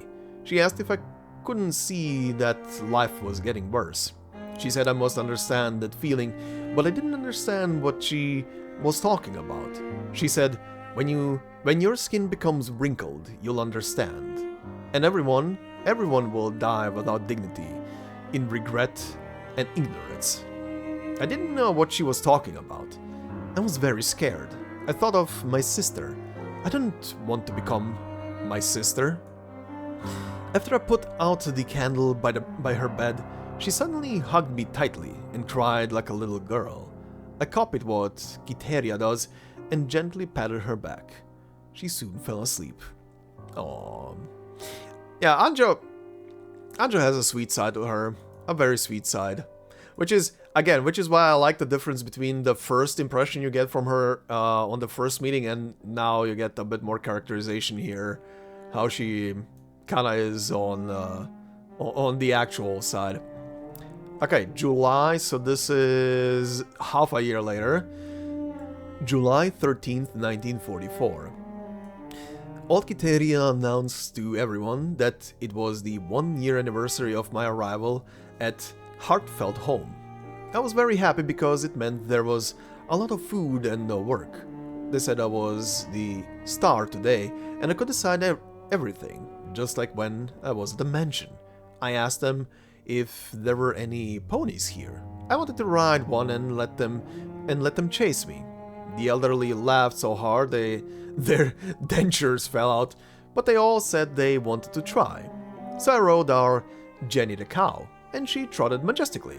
I rode on its back, and they chased me with their canes and wheelchairs. They fell, got up, and laughed heartily. No one helped them up. Finally, the soprano caught me. She cleverly used a bundle of hay to catch Jenny. When we got back, Quiteria scolded me, saying I could have broken their old bones, but everyone was happy, and so was I. At night, old Quiteria gently patted my back, but I couldn't sleep. I thought of the soprano's words. I've been thinking about her words a lot lately. I asked Quiteria if we would really just get worse and worse. She kissed my forehead and said, "What nonsense is that?" But I promised the soprano not to reveal her secret, so I said nothing. That night I dreamt of my old gardens, but strangely, Jenny the cow was there too. Aww, she found a new home. Also, yeah, very interesting, because, that is, considering I also have a grandmother who is in a retirement home right now. I mean, retirement homes obviously have their purpose, but yeah, it's literally a ton of old people, and they're all just there together. So having someone young and spry among them is definitely giving them a little pep in their life. Even if they're gonna hurt themselves, they're having fun, and quite honestly, that is kind of very important for the old folks in a retirement home. All right. Very interesting background for her, so let's continue. I have no idea I'm gonna say this correctly, but Voto Corderosa. Light a candle in memory of the departed. Okay. Lopera is here. Anjo... I mean... well, a couple of people are missing, obviously. Sotheby and Duncan are somewhere else. Actually, yeah, they're in the favelas. Alright, let's see.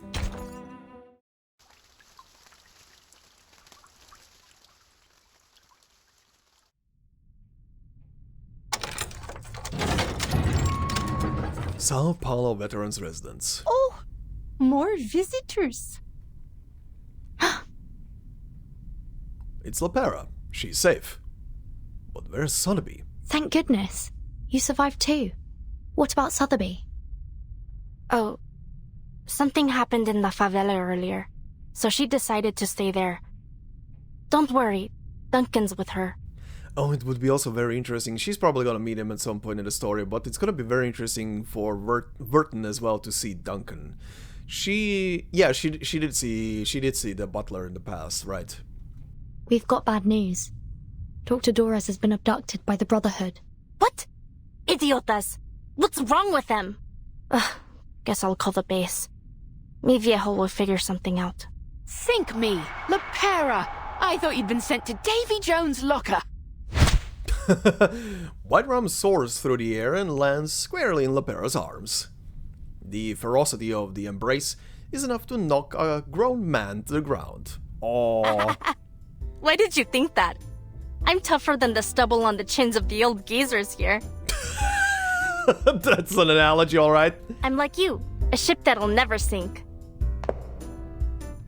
I want to put that up. Timekeeper? Who's that over there? I want to put that to a challenge. I wanna see White Rum sail away with Vertin. Let's see how long she can last. Actually, scratch that, rather not. That's gonna probably kill White Rum. Please no. Kimberly is peeking out through the doorway, only a sliver of her face showing through the gap. Aww. Kimberly? Did Mi Viejo let you go? She's been released?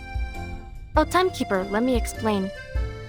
When we were routing out the deserters, we found Kimberly hanging out with the Manus thugs. Pa took her off somewhere. and he always has a plan, so I didn't bother asking where she ended up. Okay, so she didn't know. Hey, come over here and say hi.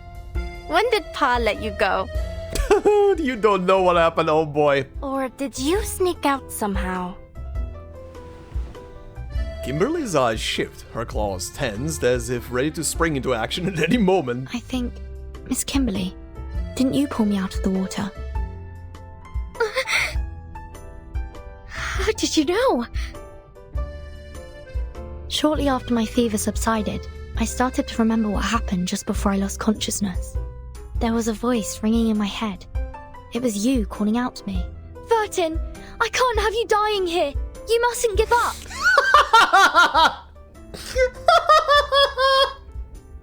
Okay, that was unexpected. Vertin doing a Kimberly impression? What? I did not say that. I just took you to the doctor and left. Sure, her protestation is almost a scream. Aye, 'tis true what Vertin says. Though Kimberly denies it, she chose to save her. Even when she had plenty of chances to blow the lass down. She's a good lass at heart. Not an enemy, Lopera.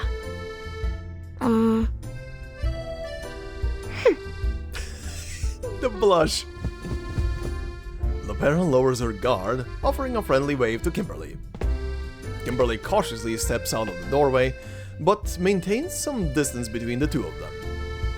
Lopera looks at her new friend. Her attire has given her a totally different appearance.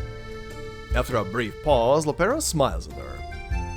You have to understand, it's pretty hard not to suspect someone who hangs around with the Manus. Anyway, I guess there must have been some kind of misunderstanding. Back then, I didn't have time to... In any case, I'm sorry, Kimberly. Lopera extends a hand in a gesture of peace, but Kimberly hesitates, her claws tensing once again. It's fine, but don't think I'll forgive you so easily. Speaking of the Manus and the Brotherhood, I never quite understood what they were trying to do. I don't blame you. I still don't really get it either. So you're really not in the same boat as them? A sudden yet perfectly reasonable question. Of course not! I don't have a boat! No, I mean, I'm not in any boat with anyone! Alright. If only I'd found my... She looks around as if she's forgotten something, but finds nothing. Listen, I don't know who it is you're looking for, but it's not me. I've already told you everything I know. If I'm not welcome here, now get out of your way. Just... please, don't take me back to that place. I don't want to see that thing ever again. Thing. She refuses to look at the weapons around Lopera's waist. Perhaps in a restrained sense of rejection or fear, or something hidden deep within her heart. All right, girls. If you want to have a chat, at least take a seat first. It simply won't do to have you all standing around the entrance like this.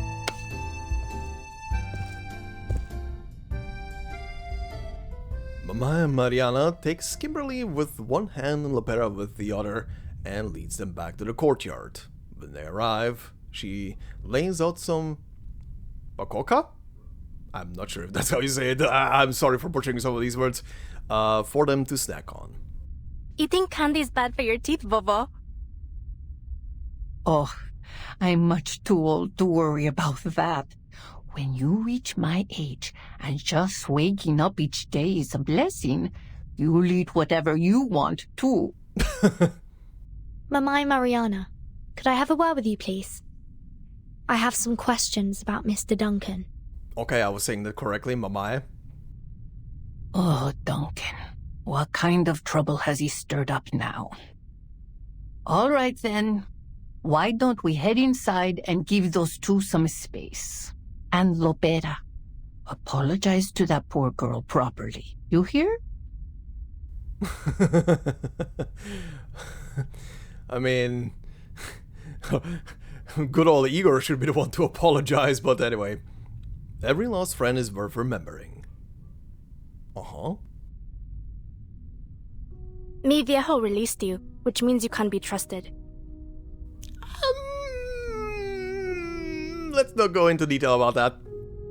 And you saved Vertin's life too. I guess I shouldn't have been so hostile towards you. Now that is fine.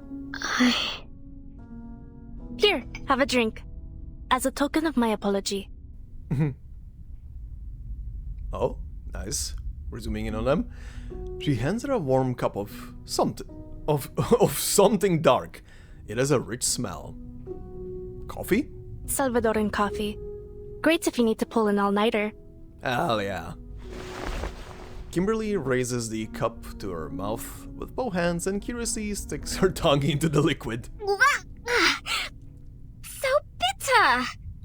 That's black coffee. Yep. Bitter like the old days. Lopera falls silent for a while.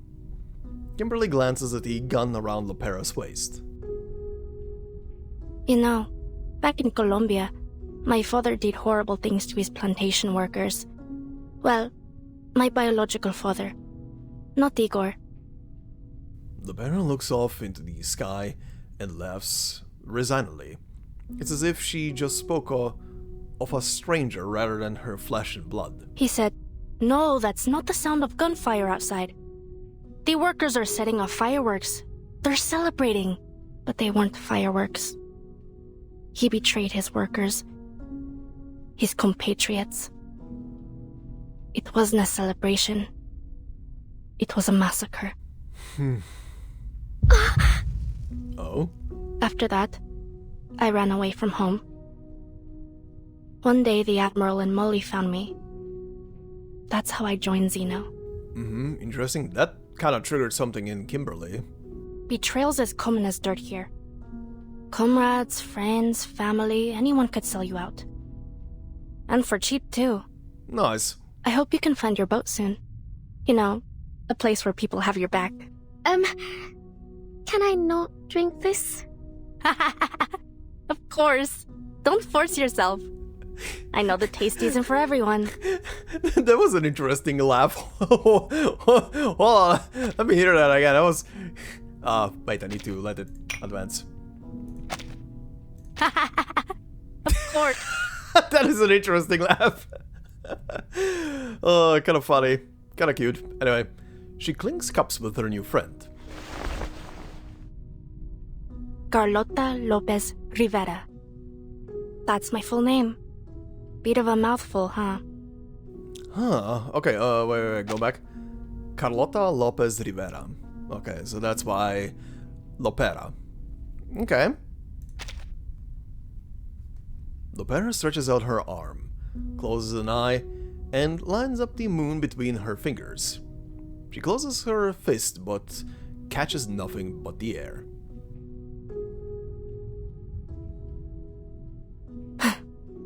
I wanted to erase it from my profile. From everywhere, to be honest. But mi viejo disapproved. She fiddles with her fingers, her eyes lingering on that unattainable celestial body. Molly agreed with him. She said, "You mustn't forget your past, Beta." So I let it go. But Lopera sounds so much nicer, so I preferred to go by that. Ah, that's why Lopera. Okay.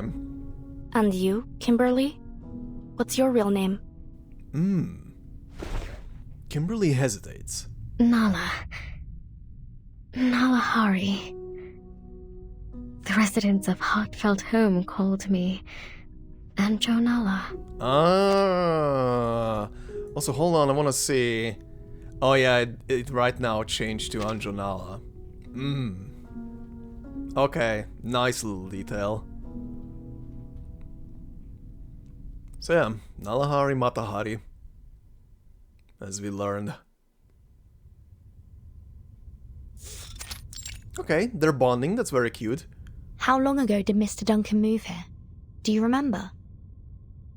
It must have been 5, maybe 6 years ago? I'm not entirely sure. 5 or 6 years ago. Nowhere near the 20s. What's going on? Do you have any photos of him?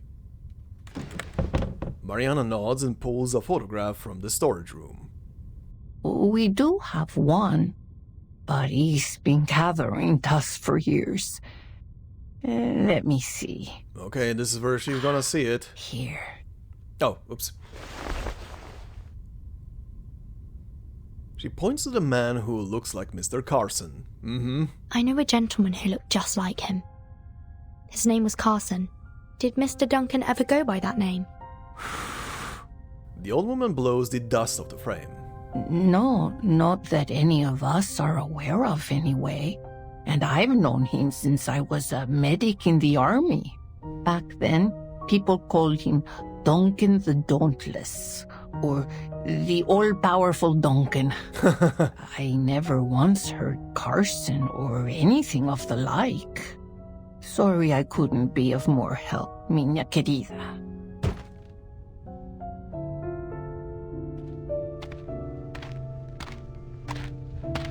No, it's a different person. It's definitely a different person. Just doppelganger, I guess, for now. Is the best way to describe it. It seems an in-person meeting with Mr. Duncan is in order. As they head outside, black flashes across their vision as a crow swoops down from above. It releases the letter clutched in its claws. A crow? Okay. The crow perches nearby as the letter flutters down and lands at their feet. The old woman picks it up and breaks the seal. Oh dear, this looks like bad news. You don't say. Santos. Very interesting, yeah, okay. That is a very pretty looking envelope. It is a cleanly written ransom note signed Santos. Dr. Doras is being held captive in the Colonel's manor. He's given us 3 days. He says that if Zeno doesn't return the deserters they detained, he'll execute the doctor.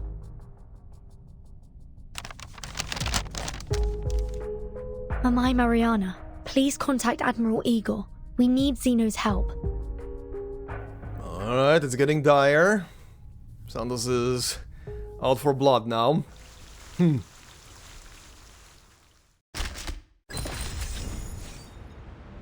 Oh, I was about to say, do we not get anything here? We do. It's all the way over here.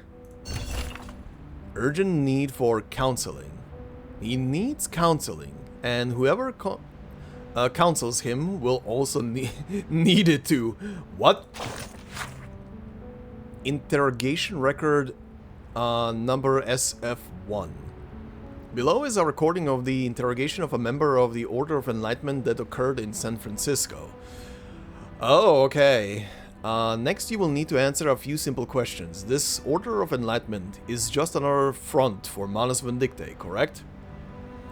Ask whatever you like. I ain't gonna tell you anything Foundation lapdog. Please calm down. This doesn't have to be a hostile interrogation, but your answer here will influence our assessment of you. You know Arcana is dead, right? Ignorant fool. The guiding one's fate is always in her own hands. She chose a temporary death to suffer for us. One day she will return like an angel, and we will be reunited.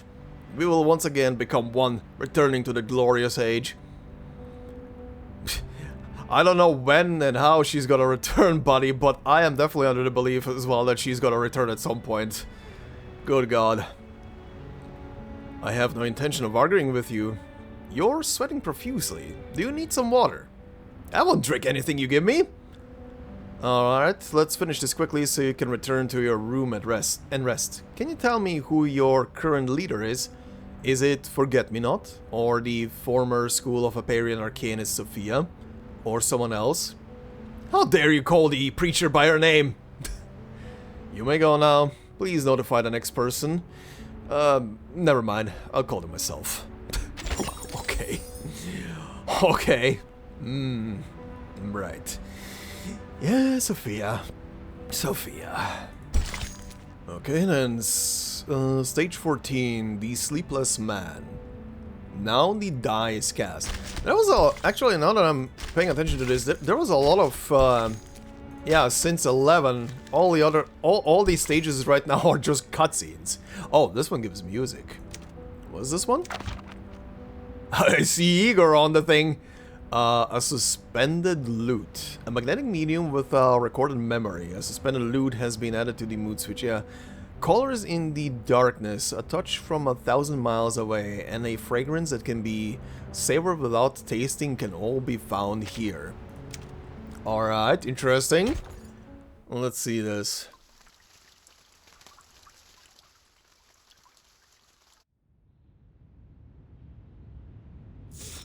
Oh, back to Daddy, Igor's office. Admiral Igor rarely makes calls to Xeno headquarters, but the situation has become desperate. Ah, Igor. How are things in San Paulo? Worse than expected. I have a small number of troops with me, but not enough to deal with the situation. Things have gotten out of hand. At least one of the Apostles' Brotherhood leaders has pledged allegiance to the Menace. Brotherhood. These new gangs just keep popping up, don't they? It's like cutting down sugarcane. Before you know it, another one's grown in its place. Carlos has been murdered by his own subordinates. Even now, some of the deserters are with the Brotherhood. Oh, what was the name of the guy? Hold on. Admiral Somme? I guess that's how he said. This news is met with a prolonged silence. Did you catch them? Some have already been executed. The rest will be transferred to headquarters for interrogation. Good. What assistance do you require, comrade? An army. A reliable one. Damn. An army? I'm afraid that's not possible. We simply don't have the men to spare. Yeah, you guys are kinda spread thin right now. It doesn't need to be large. Just dispatch my Sentinel unit from Buenos Aires to São Paulo. Sentinel unit, okay, that sounds like an elite force. A loyal army led by the children he raised himself, composed of orphans of war born into Xeno's cause. Oh yeah. Oh yeah. This is like calling in like Spartan 2s in Halo. When they appear, you know you're gonna shit the bed. Or, at the very least, Ptolemy. Ptolemy? Ptolemy? Ah, one of your orphan children. That seems like a feasible solution. I don't know if the name is triggering some memory in my head right now because of this game or because of just the name Ptolemy in general from something else. Anyway. Yes, his parents died fighting for Xeno. All my children are loyal to a fault. Officer Carlos was shot in the head by one of his own men in this very office. I need soldiers I can trust. Ah, so the fearless Igor is afraid of death after all. An officer was killed by his own soldiers at his own base. This is an immense stain on Xeno's honor. How little honor they have left. Igor clings to it like a leaf to a tree inventor. Indeed. If everything goes according to plan, you'll see your unit shortly. Now it's just a matter of time. Okay, reinforcements are on the way, I guess? The Admiral tosses the dice in his hand, up and down, up and down. He receives the same oracle, the same answer, like the inscription on the Bishtun monument. It is eternal, unchanging. His heart is a hanging lyre, gently plucked. An ancient verse rises in the old Admiral's memory. Dark omens, ill prophecies, it is all whispered from his lips.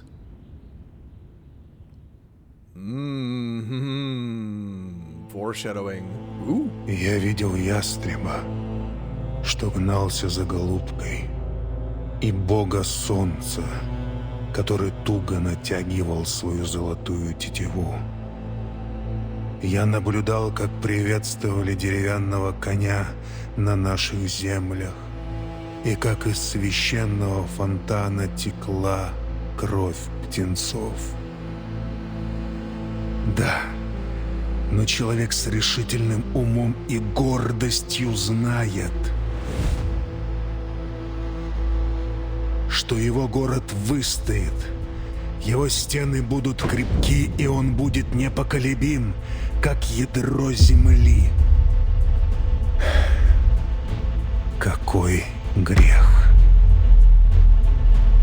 Жребий брошен. Белый саван покроет его, и он будет окутан мраком.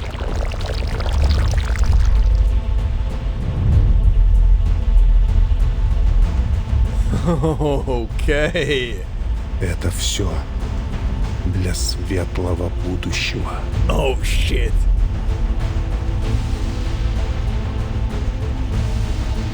Лучшее будущее для всех.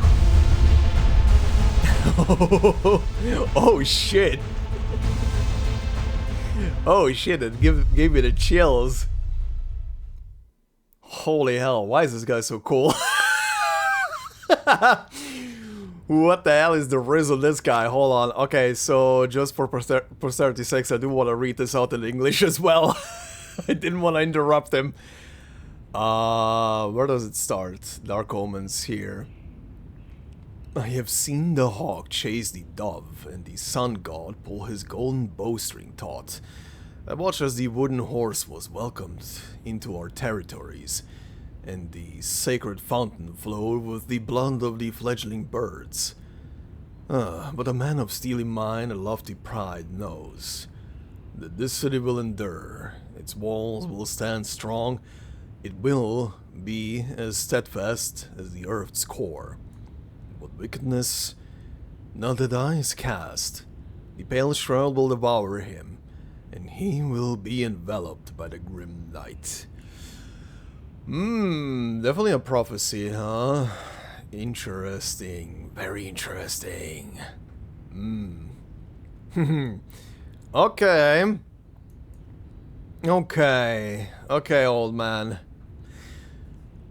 On this rain-soaked night, this is the only answer. Admiral. Come in.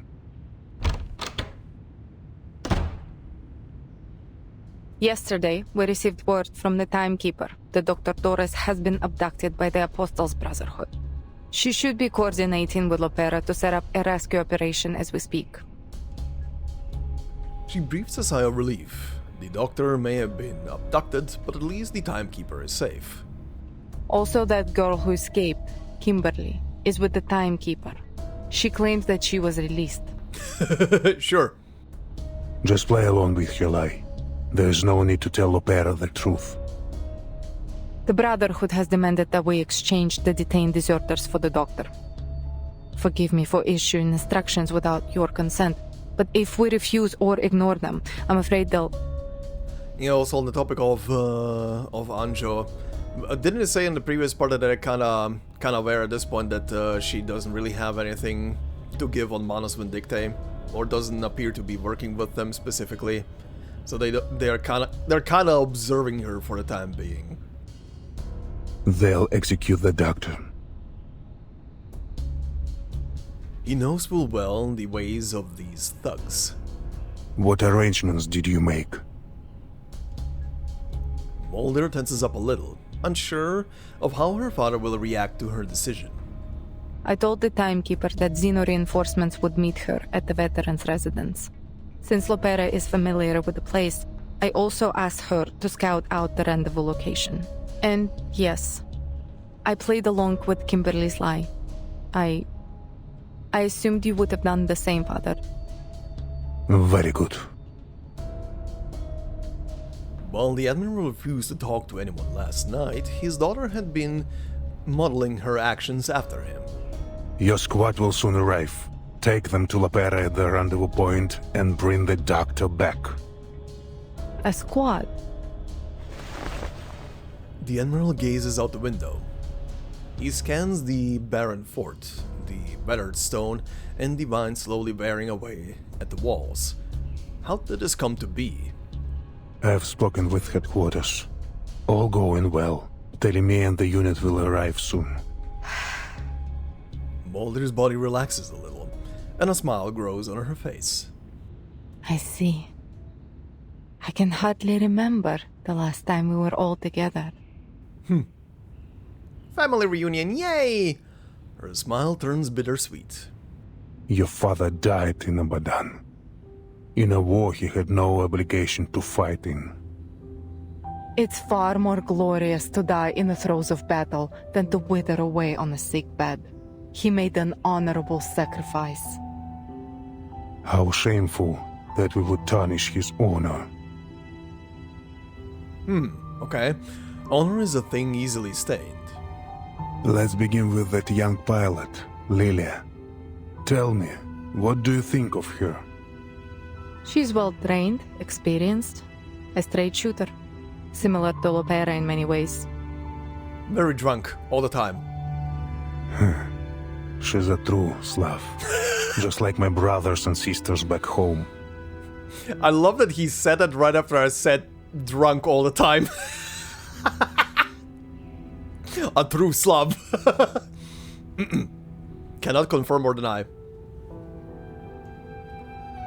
Stubborn, loyal, brave, and as unshakable as the frozen Siberian earth. I suppose she's luckier than Lopera. Not destined to become a traitor like her. Lopera is still a child, really. The Admiral closes his eyes as he remembers those who fought beside him. So many lives have been lost. In wars. In the storm. They have all been enshrined in the Hall of Merit at headquarters. What do you think Lopera will do? She's your child, just like me. I think she will stand with us. He smirks. You think? Do you? Anyway, she's not important. Here, take a look at this. Oh, hi. An invitation. I will not wear it. Nor will you. I promise you. Not one of us will wear this thing. Good choice. The preacher has given us a gift and shared with us an oracle. We will bring her something in return. Fire and brimstone rained down from heaven. Yet among the ruins were covered the remnants of a miracle.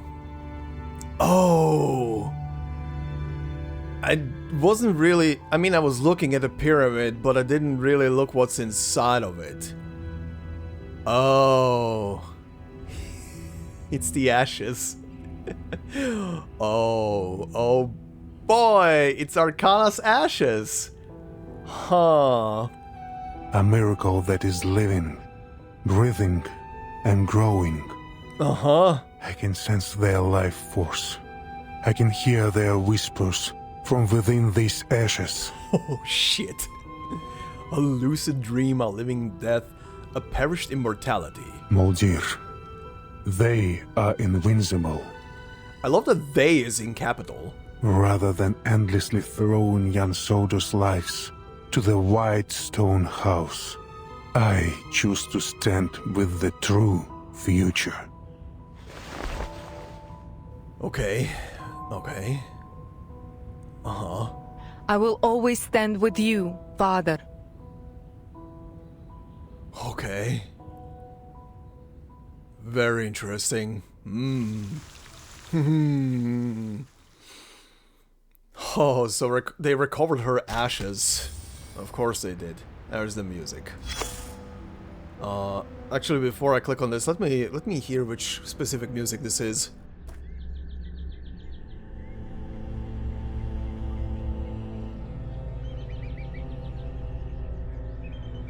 Ah, okay, okay.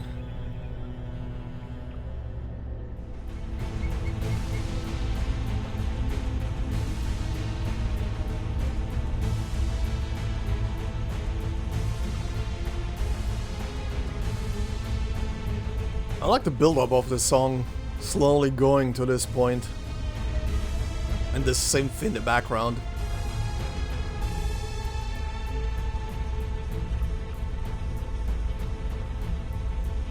Okay, and this is where it evens out. Okay. Okay, cool, cool, cool. Very interesting piece of music. Anyway, conch. Let's listen. A gambling game's been set up in a place unfamiliar to you. Soon, you'll be invited to join the table as well. Why am not? Oh, because I need to click. I'm like, why am I not able to move this, huh?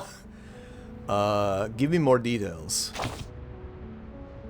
Huh. You seem to have grown quite assertive. But remember this.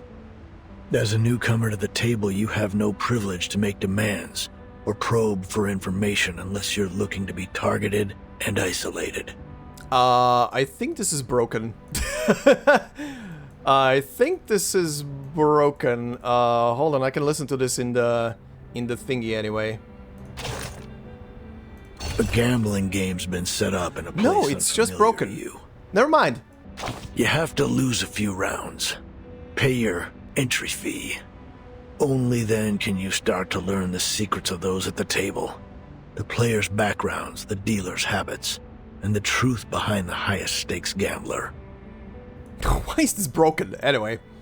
It's baffling to me. Why would anyone travel halfway across the world just to throw away their money? They're seeking victory, they're seeking salvation. Salvation. Disappointing indeed.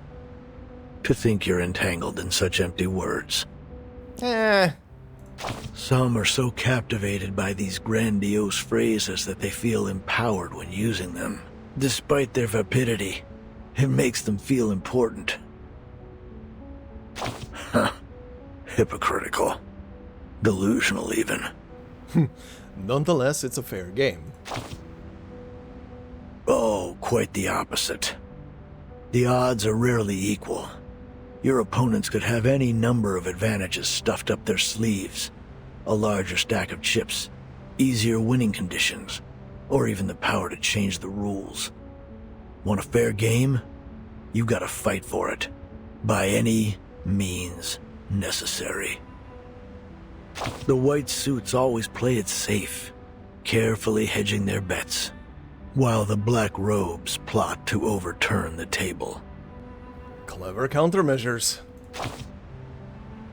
Clever?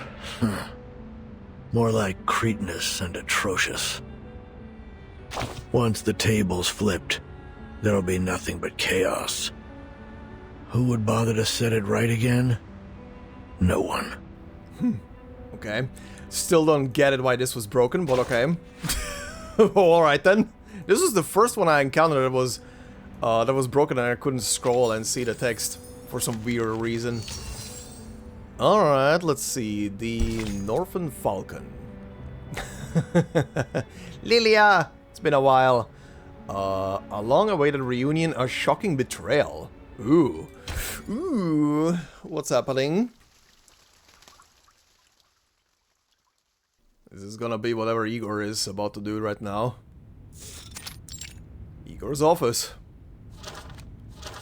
The old admiral picks up the file beside him and flips through the young pilot's records.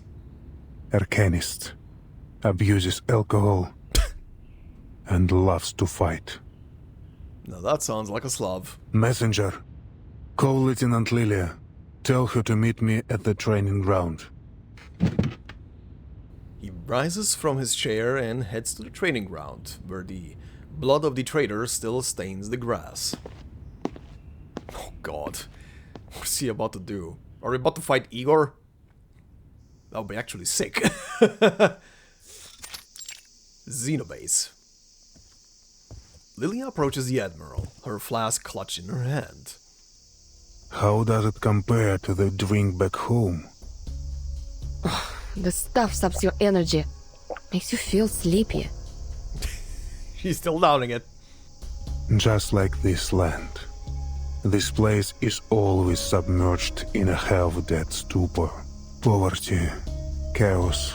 To them, the future feels farther away than the sun beating down from above. While the sun casts its light from above, many choose to dance in the darkness of these sewers.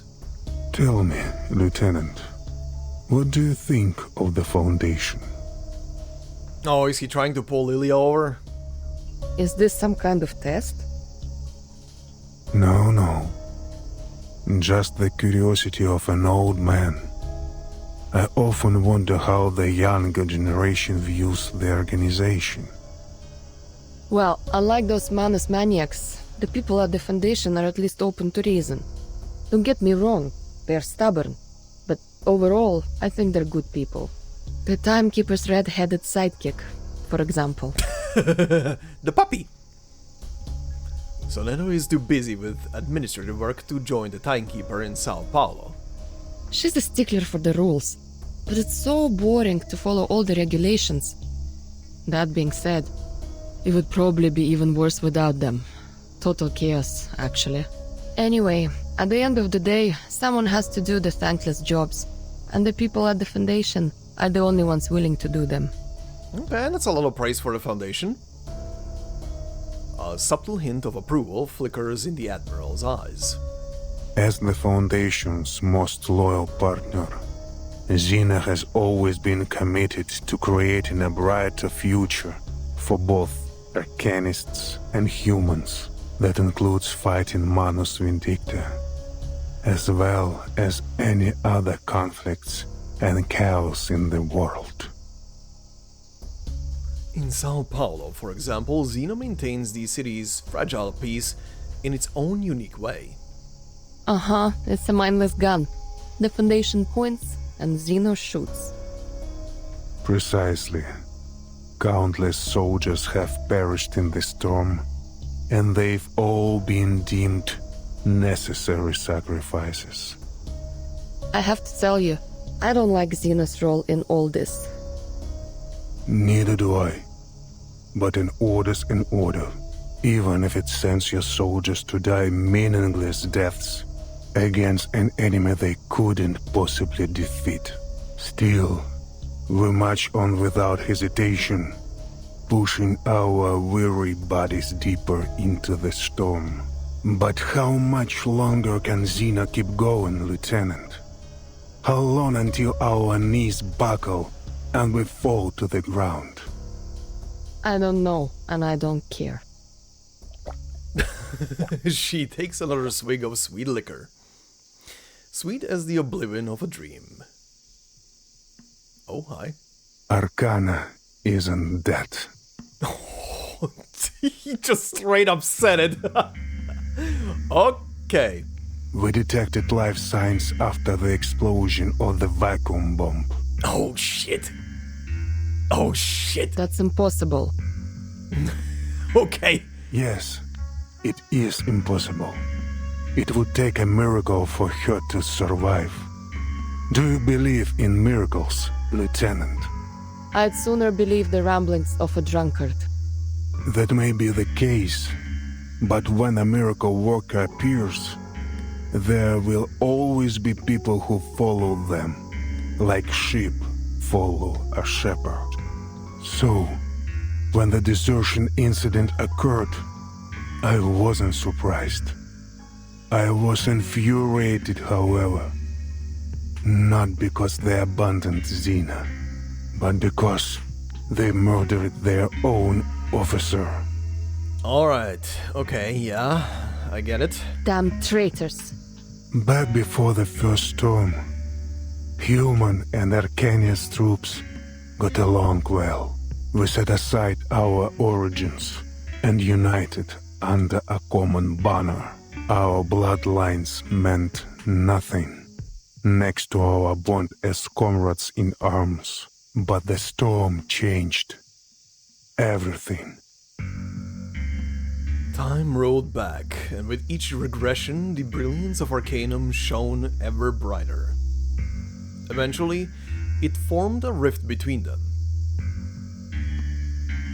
Yeah? As a soldier, I must obey my superiors. I sent my men as ordered, no question asked. But...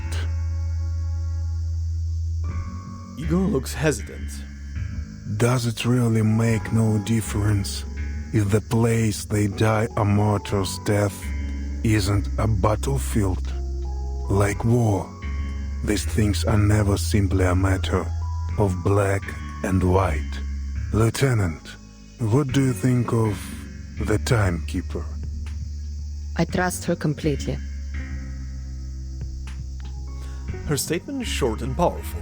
Yeah, that was to the point. Sounds like you'd gladly sacrifice yourself for her. We need more leaders like the Timekeeper. Manus Vindicta, the Foundation. They are just two sides of the same coin, aren't they? He sighs again. Then he extends Lilia an invitation. The Foundation, the Pack Security Council, Manus Vindicta. Okay, where's this going, Igor? Which path do you think the Timekeeper will eventually take, Lieutenant? Okay. I trust in Vertin's decision. Я понимаю. Ты уверен, что Зина не тестирует меня? Are you sure this isn't a test from Zeno? Нет. К Зине это не имеет никакого отношения. Я сейчас говорю с тобой как Игорь, а не адмирал. Oh boy. No, this has nothing to do with Zeno. Right now I speak to you as simply Igor, not the Admiral. With a wave of his hand, he takes his leave. Okay. As he vanishes under the shadow of the colonnade, soldiers rush into the training ground. They surround Lilia, their guns pointed firmly at her. Yep, there we go. What's going on? Lieutenant Lilia, you are under arrest for the assault on Admiral Igor. Okay. A lie that makes Moldir's ear turn red with shame. Assault? Yeah, you assaulted him with cuteness and drunkenness. Anyway, a crime for which no evidence need to be provided. Oh, I get it. Yup. She grips her trusty red 38. After what happened in Texas, it hasn't left her side. Stand down and surrender, Lieutenant. Lilia downs the contents of her flask. Even the booze here taste lame. Damn. Come on then. You're not taking me down without a fight. Soldiers, fire! Alright, fighting Xeno soldiers. And maybe Moldir? No, it's just soldiers. Xeno soldier. Regular combat personnel originally from the Xeno Arms Academy. They are the most loyal soldiers in the unit, and as such, their loyalty is most often tested. And artillerist. Combat personnel are equipped with heavy firepower originally from the Xeno Arms Academy. From fire support to frontline suppression, they wield formidable destructive power. They are the embodiment of intimidation. Suppressive barrage, yeah, makes sense. Prepare artillery, and you guys? Accurate shelling, sorry, what? Conventional tap firing, okay. Jesus. Assorted provisions. Oh. Num num num num num num. Easier to fight here than a back alley. Huh. Bring it on. Show me what you got. I was about to say, is this is this gonna have anything specific? You traitorous rats! I never intended things to turn out this way. Surrender now, Lieutenant, or I'll be forced to hurt you. Me? Surrender to you? You'll be the one who's surrendering. If I even give you the chance. Damn, Lilia! Come on, soldiers. Do your worst. What a shame. Fire at will. I just noticed it. I thought that the guy had a sniper, not a bazooka. Alright, or rather an RPG in this sense, not a bazooka. Okay, buddy. Okay. And none of them have the stupid dodge thing on them, which is very nice. Time to eat a shark. Damn. It's useless. There are far too many of them for Lilia to escape. There is no use resisting, Lieutenant. Disarmed, Lilia is forced to her knees, and her hands are bound behind her back. Tell me, what's Igor planning? Father will lead us to a future where meaningless sacrifices are no more. The die has been cast. I hope you know that this is nothing personal. I'm just following orders. Okay, so yeah, from the earlier... Unless I'm misunderstanding it, from the earlier conversation they had, because he said he is not and no one else from his unit will be putting on the mask, I think that he is saying that he is gonna be aligning with Manus? I'm guessing? Or with Arcana at least? At least that's the feeling I'm getting right now. A fate as cold as the wind that sweeps across Maria Bird land. Take Lieutenant Lilia to the holding cell. No one is to harm her without orders from the Admiral or me. What? Oh, back in prison, Lilia. That's just how the Timekeeper squad rolls. You guys always somehow end up in prison. Holding cell. We are traitors to Zeno now, Lieutenant. Mm-hmm. Though these words disgust her, she forces them out. I am loyal only to my father. It's a pity, really. I would have liked to work with you in the future. The shackled pilot stares furiously at Moldir's dark silhouette. How long has he been planning this? Ever since the preacher gave father a gift and the path to a brighter future. Yeah, he definitely is aligning with them. Live or die, Lieutenant. I will never betray my family. However, I do wonder if there's gonna be more to that than just he's aligning with Manus. What the hell was that? The door closes, leaving Lilia alone in the darkness of the cell. Moldir issues a few instructions to the guard before handing him the key. It will soon be time to welcome her brothers and sisters. For there is no turning back from the path her father has chosen. Trucks led by young officers loyal to Admiral Igor roll into the base, carrying elite Xeno troops from across the country. To annihilate Manus Vindictae, to destroy the Apostle Brotherhood, and for the future chosen by the Admiral. Oh, never mind. Never mind. So he's maybe just forming his own faction? Like his own cell of elite units that is gonna take out everything? Oh boy. In a world of lies, the traitor's blade has been raised. Don't worry, young comrade. Just hang in a little longer. Huh? Oh? Oh? Okay, that was the whisper. I think that was because of the whisper. I think Moldir is doing something behind the back of Igor, probably. At least that's what it feels like right now. Oh, another conch immediately. Hopefully this one is not broken. All it takes is one lie to set off a chain reaction, and I'm afraid the butterfly effect has reached you. I have bad news. You've been betrayed. Great, thank you. Cannot scroll through your text. But there's good news, too. A certain flight lieutenant appears to be more loyal to you than the organization she swore to serve. Hell yeah. Who's the traitor? You know him. The Admiral who was pitted against an enemy he couldn't possibly defeat. This conflict has left an incurable ulcer in his once lofty heart. Yet, as a leader, he must remain unyielding in both body and mind. Despite his continued victories on the front lines, he made a decision so counterintuitive that even his loyal adjutant found it questionable. Yeah? The top brass always sees things differently, I suppose. Things never end well for trainers. Hopefully he knows what he's doing. Yeah, hopefully he knows what he's doing. Don't get your hopes up.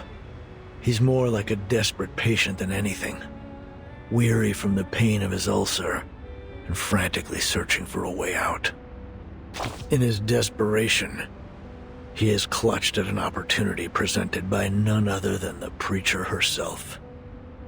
Deep down, he knows he's backed himself into a corner. Oh, he definitely did. I'm done hearing bad news. Great.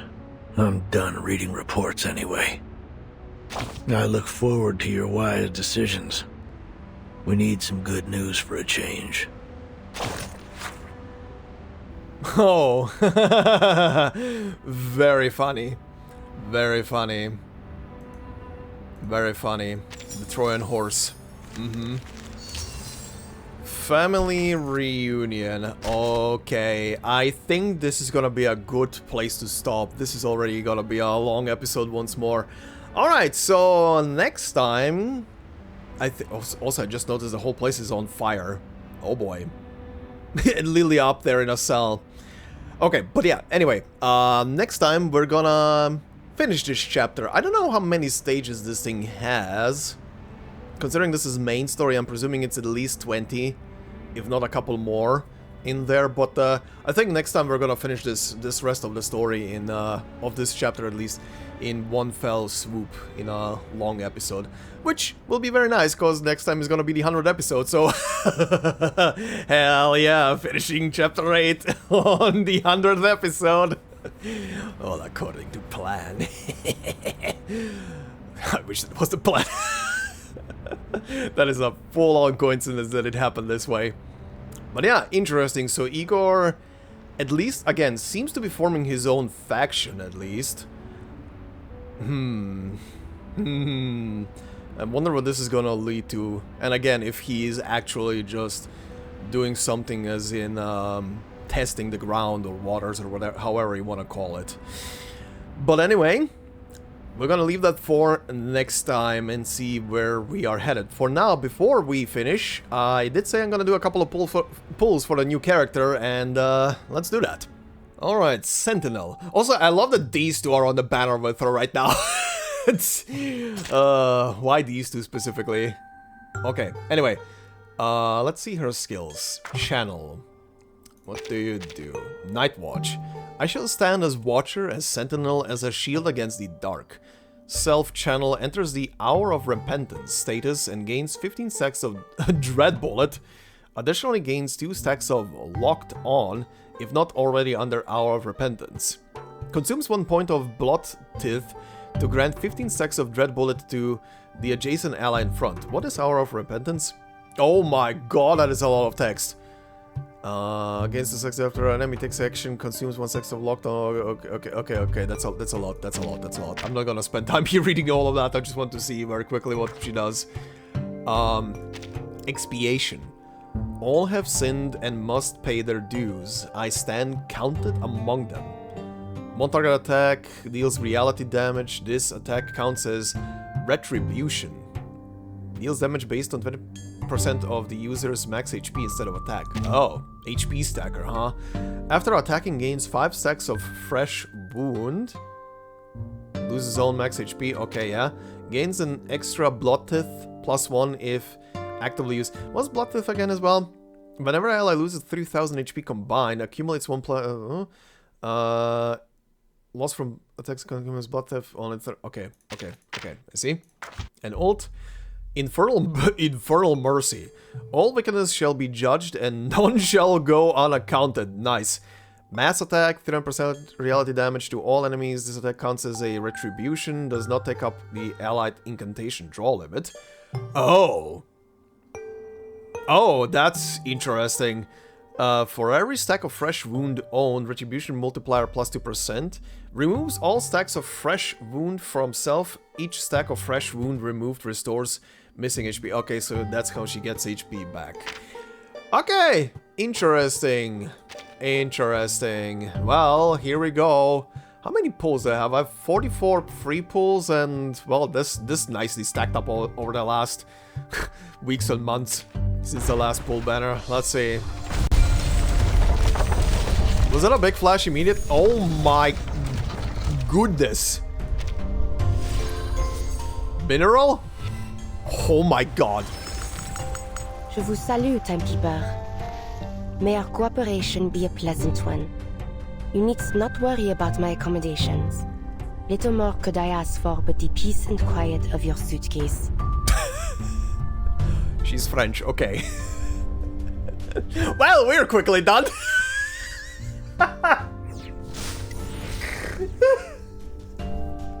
And I got a Duncan and a... Oh, and two of them. 2 judges.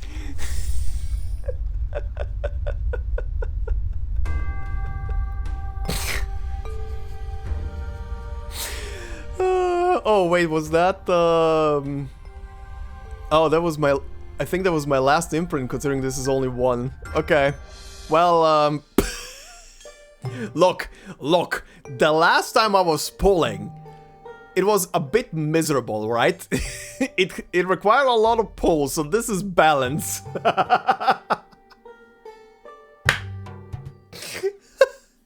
Okay. Anyway, this is where we gotta cut for today then. What the shit was this pull? Alright then, thank you very much for watching and listening. Hope you enjoyed this episode. Hopefully I didn't make people salty right now. This is right at the end. This is right at the end of the episode. What a perfect time to make people salty. Anyway, thank you very much for watching. Hope you enjoyed. If you did so, please consider leaving a like, even though I probably made you salty right now. And if you're new to the channel, consider subscribing. And if you want to support me more directly, memberships are open on the channel. And as I always say, no video will be behind a membership. It's purely there for support. So thank you very much to all the members already doing so. And I hope you all have a fantastic day wherever you are and are not too salty. And I will see you in the next one. Until then, bye-bye.